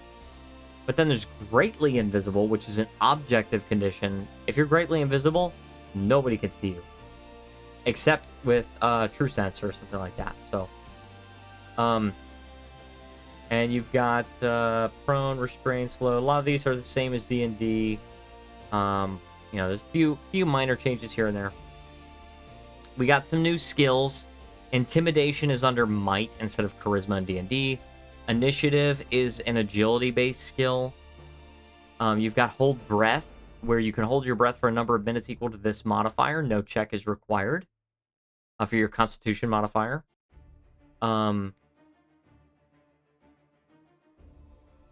Wait, but that... If you're proficient, you should be able to add your proficiency bonus. I'll have to take a look at that. You've got a couple new skills to mind, which are appraisal, you've got linguistics and recall, and you've got leadership as a charm skill. If you have super low attributes, which is possible if you're choosing point buy in Venture, you're using the variant rule, then you can have heavy consequence of having your attributes reduced by effects such as magic. So if any of your attributes have a score of 4 or less, you have to receive the listed penalties. If you have might, you can't wield weapons with the heavy tag, and you can't don armor. It's agility, your speed is reduced by 10 feet, and you have disadvantage on initiative. If it's Constitution, upon reaching 0 hit points, you die instantly. In addition, you become vulnerable to poison damage, and saving throws made to resist poison and disease are rolled with disadvantage. You have mind. You can't cast spells or activate magic items. All languages are treated as unknown to you. You cannot recognize creatures not close to you, but you can still identify your family and friends, follow them, and protect them. You cannot maintain for will, you cannot maintain concentrations on spells or other effects for longer than 1 round, and you become vulnerable to psychic damage. And with charm, you cannot communicate in any intelligible way. Same. All right, so resting is fairly similar to it's fairly similar to D&D. However, in general, your LM will allow your party a short rest after 2 combat encounters and a long rest every 6 combat encounters, provided the narrative allows for it. And there's also a variant rule, which is extra long rest. So under that, a short rest takes 8 hours, at least 6 of which must be spent sleeping. If the rest is interrupted for less than a total of 10 minutes, it can be resumed with no penalty. Otherwise, it must be restarted. A long rest takes a week. Under this variant rule, exhaustion can be prevented via short rests, but you can still only remove exhaustion via long rest. If you want a gritty campaign, do this variant rule. And for exhaustion, after you've been awake for 16 hours, you have to make a DC 10 con save to be awake by another hour. On a failed save, you gain a point of exhaustion. And every additional hour, the DC increases by 2. Which means the DC to stay awake for 24 hours is 26. Crazy. That's the way it's meant to work. It's very difficult to stay awake for 24 hours. When you finish a long rest, your exhaustion is reduced by 1 to a minimum of 0, and some rituals require very long casting time, which can be as high as 24 hours. This is intentional. Some spells will be quite difficult and exhausting to cast. You might actually incur, like, levels of exhaustion in trying to stay awake to cast those spells, which is intentional. Tools and professions. So I've got some tools. We've got alchemist, brewer supplies, calligrapher supplies. These are just things you can use, right? I don't have... These were not taken from D&D. Did not take them from D&D. I just kind of took them from, you know, just from my own imagination and, you know, what kind of tools I thought might be useful for adventurers, right? And then we've got spells, all right? So we're nearing the end of the stream, right? And we've got spells, lesser spells, and greater spells. They cost mana, and rituals take a long time, and they cost as much as 60 mana, which is crazy. But if a spell requires an attack roll, you use your spellcasting ability for it. If you have no spellcasting ability, use your mind modifier. If you have mana, you add your proficiency bonus to the attack roll. The reason why this is in here is that it's possible to have a spell scroll and cast a spell even if you don't have mana, right? So if you don't have a spell casting ability, you're just going to use your mind modifier. And then if you have mana, you can add your proficiency bonus. If you don't, then you're just not adding your proficiency bonus to it. All right. And now you can actually upcast every spell, basically. If a non-cantrip spell requires a spell attack roll or saving throw, you can spend more mana to increase the likelihood of the spell being successful.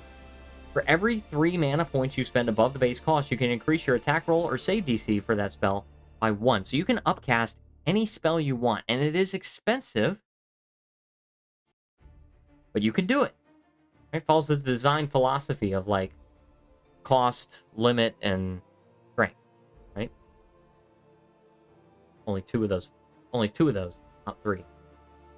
Right? And it explains components which are pretty, like, flexible and pretty similar to D&D in some ways, but yeah.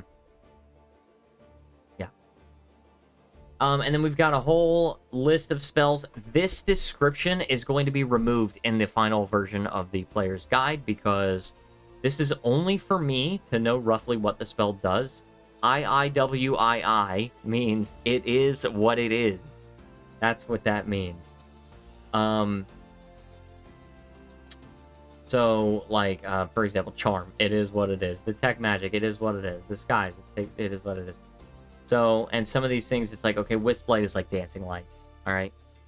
All right, so these are the universal spells. We go all through this. And yeah, so I'm going to remove that column by the time the full thing gets published. And this table is actually for me. I might remove it, but this is essentially average mana. Wizards used to have a D12. I changed it to a D10. So if I keep it, I'll have to recalculate. But Wizards, you can see, end up with a lot more mana than other mages, right? Because they're using their mind modifier.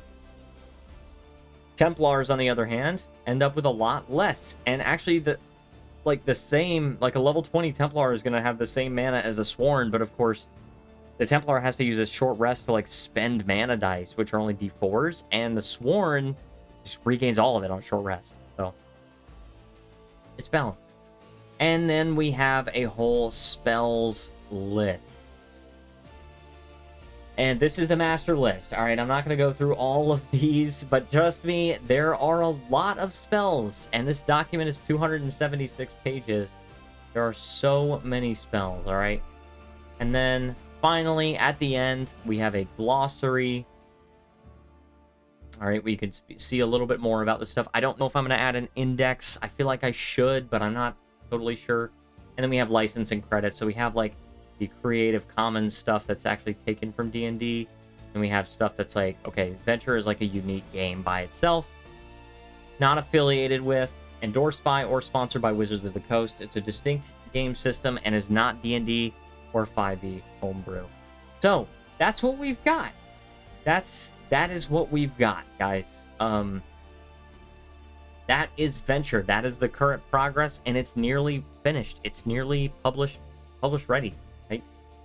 You know, like I said, I might remove that table for average mana, or I might have to recalculate the wizards, but regardless, that is Venture. So, if you want to be a part of the Venture publishing, it's going to be available on DriveThruRPG when it's finished. And, what's it called? It won't necessarily be the final version, because I might be able to make revisions after the digital release, but I am looking at a print release. So that's exciting, right? Huh? Very exciting. Let me know in the comments if you want to be part of the Venture Discord server. It's one of these things where you have to apply to join. Like I said, I'm very open with it. If you guys are curious about it, go ahead and ask me for the Discord link. I will be happy to provide it with you. Provide it for you. You can see how many spells there are, right? I just have so many spells. These, like, you know, some of them are from D&D Creative Commons, but there's a lot of them that are purely original spells. I worked really, really hard on. So, and this has been going since July of last year. So it's been nearly a year. So I hope you guys enjoyed this stream. Thank you so much for joining. Here we are. We're at the beginning of the spell list. Thank you so much for joining. Stay tuned, because we are going to have a very cool release adventure. It's going to be exciting. And as you can see, I actually have down here, I got, I got Venture Bestiary Player's Guide, Lore Master's Guide, and Dox's Setting Guide, right? So I got planned books, right? And of course, I want to actually get with somebody and have them design a full adventure for Venture when it comes out. So, with that being said, thank you so much for joining. I will see you next time, and you need to relax.